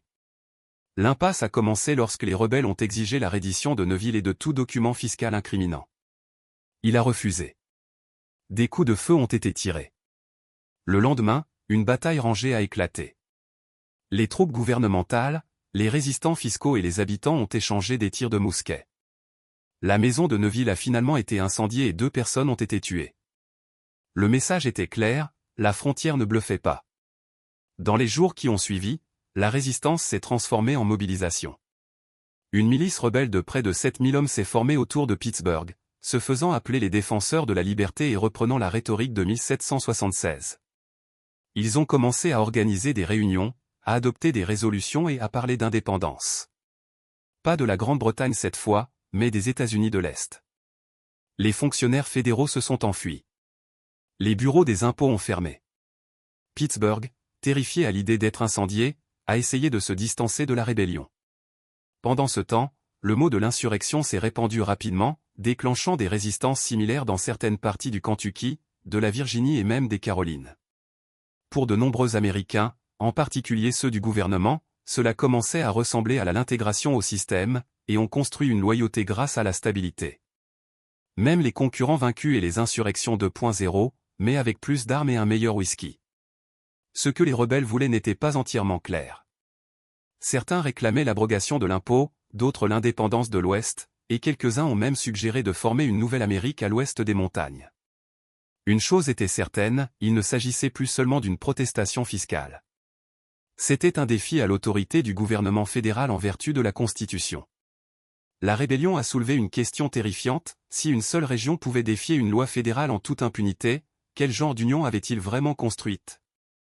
À l'automne 1794, la rébellion du whisky était passée d'un trouble régional à une menace directe pour l'autorité de la Constitution elle-même. À l'est, les élites craignaient l'effondrement du pouvoir fédéral. À l'ouest, les rebelles parlaient comme des révolutionnaires. Et au milieu, le président George Washington regardait sa république soigneusement cousue commencer à se défaire au niveau des coutures. Il ne s'agissait pas d'une situation ordinaire de maintien de l'ordre, c'était le premier véritable test de l'autorité fédérale en vertu de la nouvelle Constitution. Washington comprit ce qui était en jeu. Si la rébellion réussissait, ou si elle restait impunie, elle enverrait un message clair, le gouvernement fédéral pouvait être ignoré, défié et embarrassé. Il a donc pris une décision qui a stupéfié la jeune nation, il allait lui-même diriger l'armée. Washington est devenu, et reste, le seul président américain en exercice à avoir personnellement commandé des troupes sur le terrain. Pour un homme qui avait autrefois renoncé au pouvoir après la Révolution, ce n'était pas de l'ego, c'était une nécessité. Il voulait montrer que la Constitution n'était pas qu'un parchemin, elle avait des muscles. Avec Hamilton à ses côtés, agissant comme son second, toujours enthousiaste, Washington a mobilisé une force massive de près de 13 000 soldats, plus importante que toute l'armée continentale à son apogée. Des miliciens du New Jersey, de Pennsylvanie, du Maryland et de Virginie se sont rassemblés comme en 1776, sauf que cette fois, ils ne combattaient pas les Britanniques, ils se dirigeaient vers l'ouest pour affronter leurs propres compatriotes. Washington est sorti en uniforme militaire complet, sombre et délibéré. Sa présence était destinée à intimider, et elle l'a fait. Alors que l'armée marchait vers l'ouest, les rebelles ont commencé à se disperser. Beaucoup avaient supposé que le gouvernement resterait à Philadelphie et se disputerait sur des lettres. Ils ne s'attendaient pas à des mousquets, des tambours et un président à cheval. Au moment où l'armée fédérale a atteint l'ouest de la Pennsylvanie, la plupart des rébellions s'étaient dissoutes, les chefs avaient disparu, le soutien local s'était évaporé, la démonstration de force avait fonctionné. Mais Washington ne voulait pas de sang. Une fois la région sécurisée, il a remis le commandement au général Lightor Sarilly et est retourné à Philadelphie. Son point avait été fait, le gouvernement pouvait et allait défendre ses lois. Lorsque l'armée de Washington est arrivée dans l'ouest de la Pennsylvanie, elle n'a pas trouvé un champ de bataille, elle a trouvé le silence. Les milices rebelles avaient pour la plupart disparu dans les collines, et les villes qui avaient autrefois débordé d'un sentiment anti-taxe ardent accueillaient désormais les troupes fédérales avec des sourires suspectement polis. La rébellion ne s'était pas terminée dans un bain de sang, elle s'était terminée par une retraite, mais la justice devait encore être rendue, du moins symboliquement. Plus de 150 rebelles présumés ont été arrêtés, dont beaucoup étaient plus confus que combatifs. Certains ont été arrêtés simplement parce qu'ils se trouvaient dans la mauvaise taverne au mauvais moment. Le gouvernement fédéral voulait montrer qu'il était sérieux, mais il devait aussi éviter de ressembler à un tyran réprimant de pauvres fermiers, c'était un équilibre délicat. En fin de compte, seuls 2 hommes ont été reconnus coupables de trahison. Tous 2 avaient participé à l'attaque du domaine de Neuville à Beauvais et ont été reconnus coupables en vertu des lois américaines nouvellement créées. Et puis, dans une tournure qui a parfaitement capturé la complexité politique du moment, Washington les a graciés tous les 2.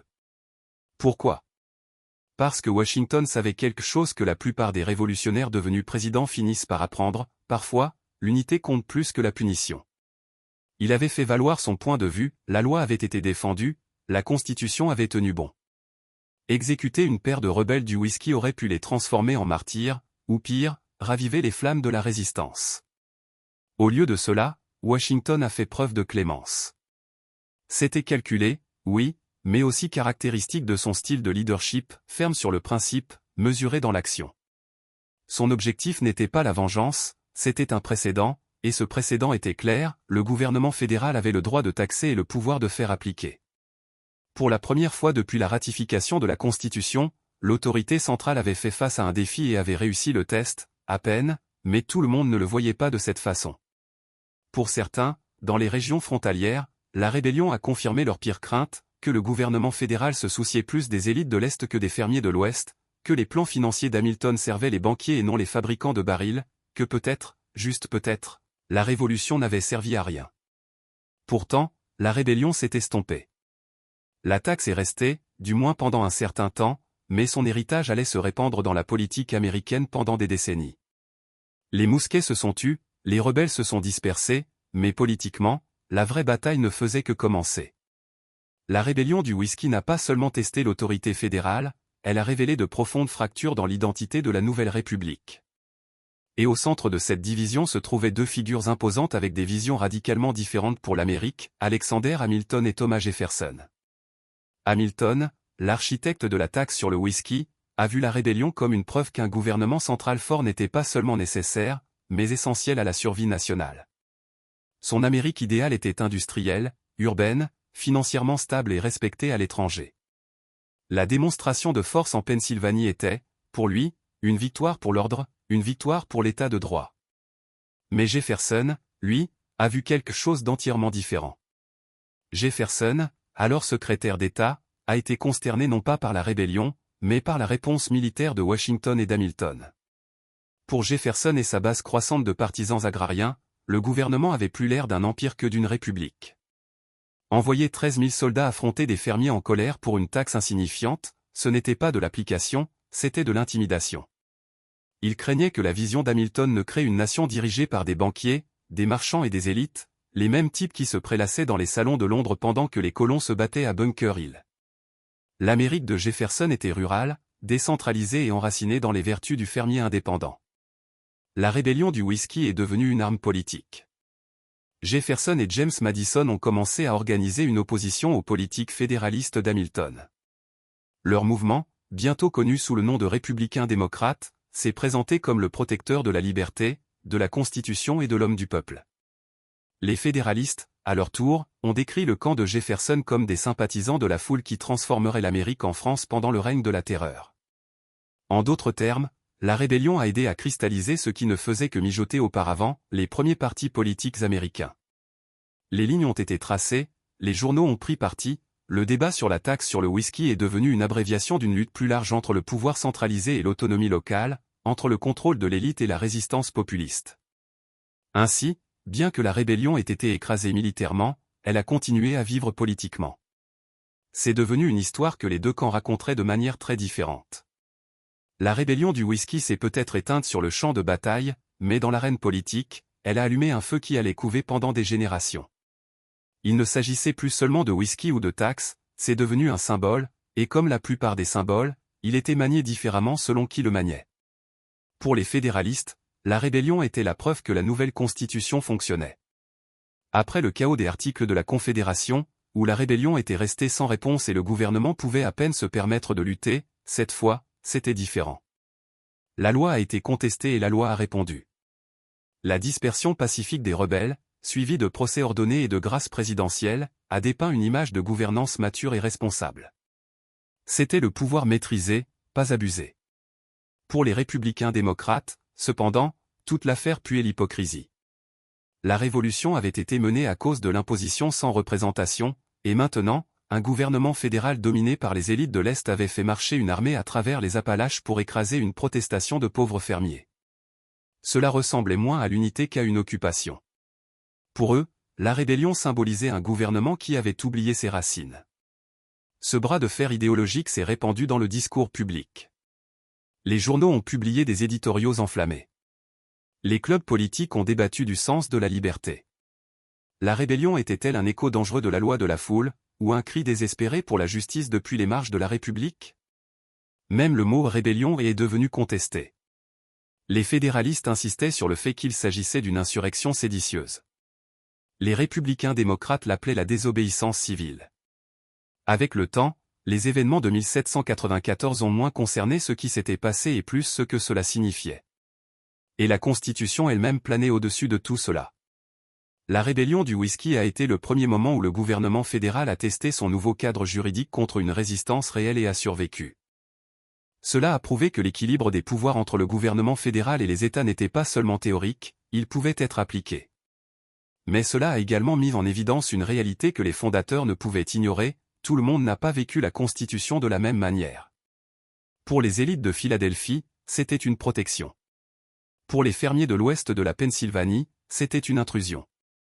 Après que la fumée se soit dissipée et que l'armée de Washington soit rentrée chez elle, la frontière est revenue à son rythme habituel, travail acharné, temps difficile et alcool fort. La rébellion était terminée, du moins officiellement, mais les échos ne se sont pas estompés rapidement, ni le ressentiment.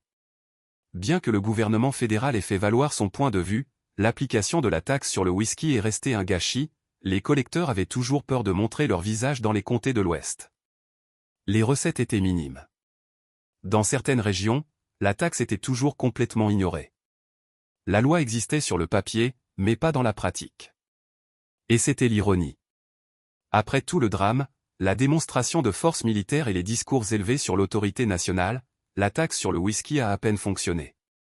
Même Alexander Hamilton, l'architecte de la politique, a commencé à se rendre compte que cela n'en valait pas la peine. Elle avait créé une réaction politique massive, contribué à la naissance d'un parti d'opposition et suscité un sentiment antifédéral qui allait hanter les fédéralistes pendant des années. Tout ça pour une taxe qui n'a même pas rapporté beaucoup de recettes, pas vraiment une victoire. Pendant ce temps, l'opinion publique évoluait. La frontière n'était pas qu'un arrière-pays arriéré, elle se développait rapidement.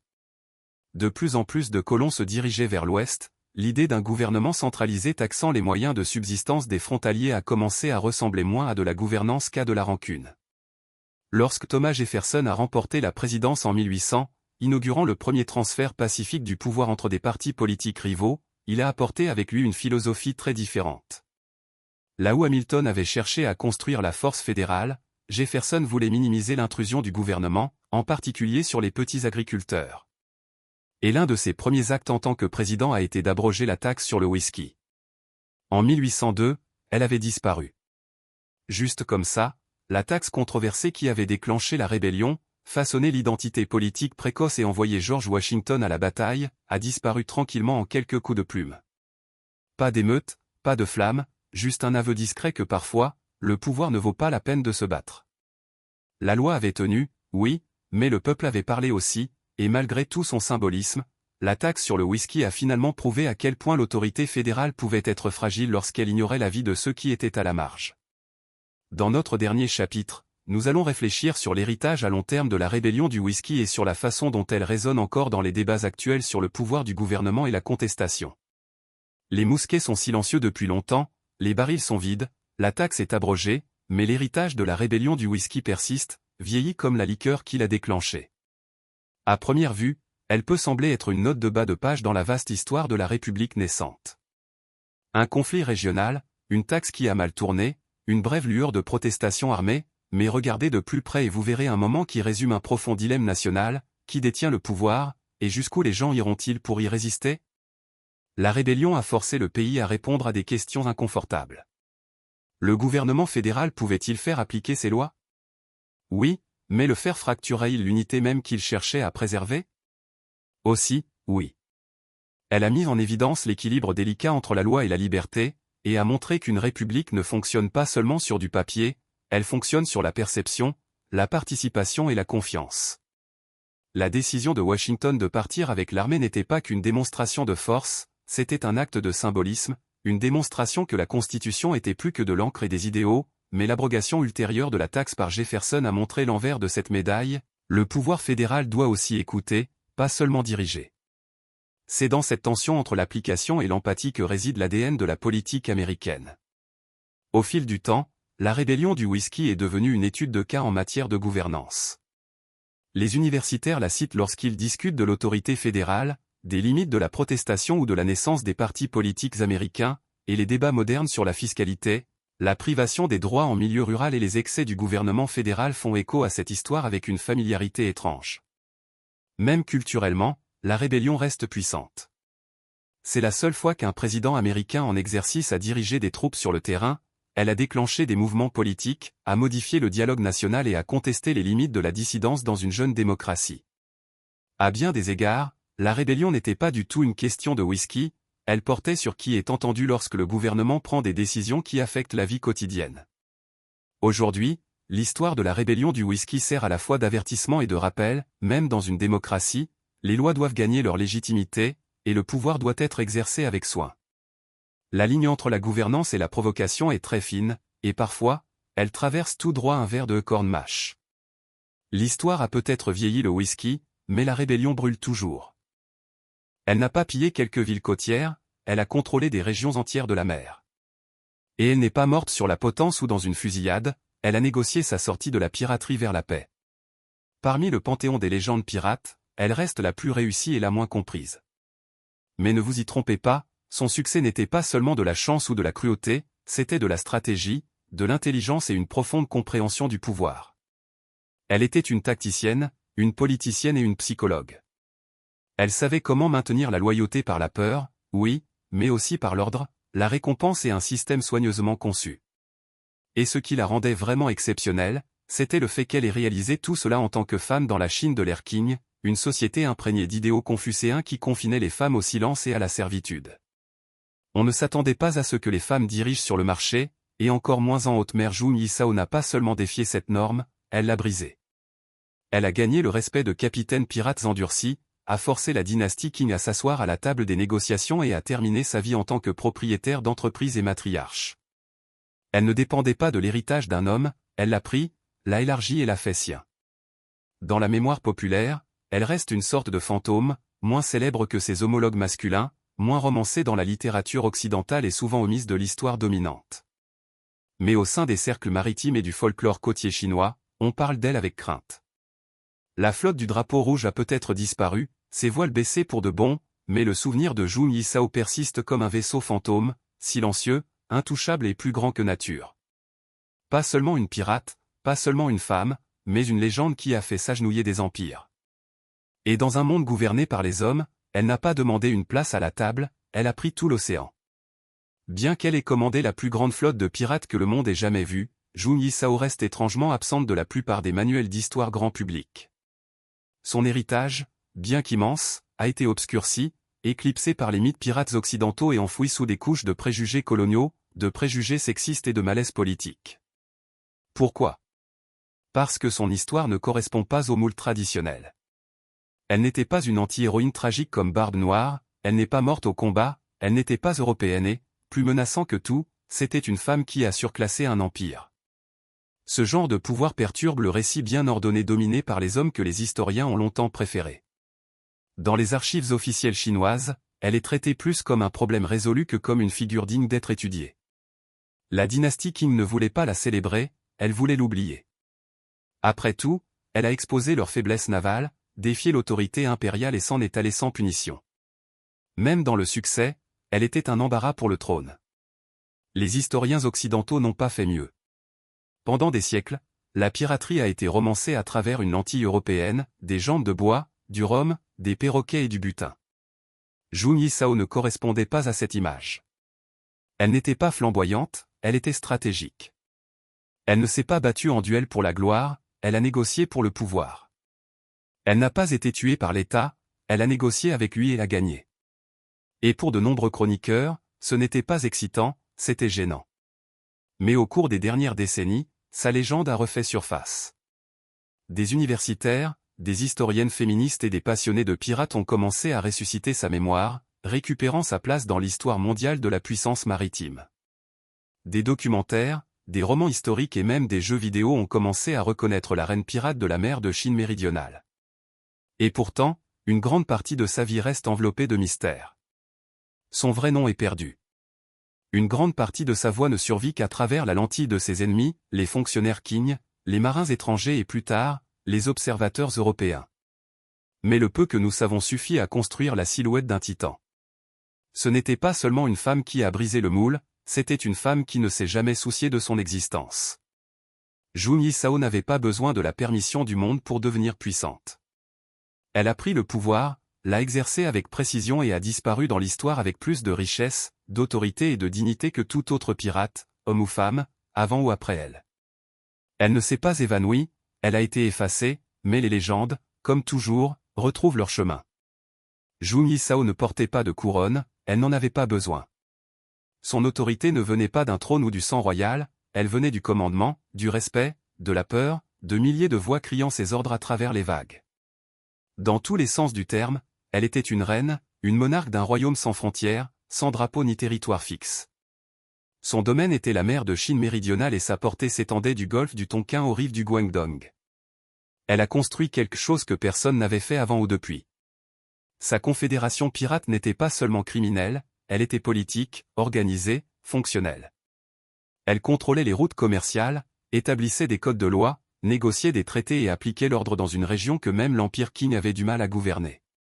Ces navires n'étaient pas des pillards dispersés, c'étaient des flottes. Ses capitaines n'étaient pas des piges, c'étaient des officiers. Son peuple n'était pas des escrocs, c'étaient des citoyens d'une nation flottante. Et pourtant, ce qui rend son héritage vraiment inégalé, ce n'est pas seulement son ascension, mais aussi sa sortie. La plupart des histoires de pirates se terminent dans le feu et la corde. Jun Yisao a terminé par une négociation, une retraite et une richesse. Elle n'a pas sombré avec son navire, elle en est descendue indemne, sans se soucier et tenant toujours les cordons de la bourse. Au moment de sa mort en 1844, elle avait fait ce qu'aucun pirate, aucun empereur, aucun général n'avait fait auparavant, elle s'est retirée du pouvoir absolu par choix et a gardé sa légende intacte. Aujourd'hui, peu de monuments portent son nom.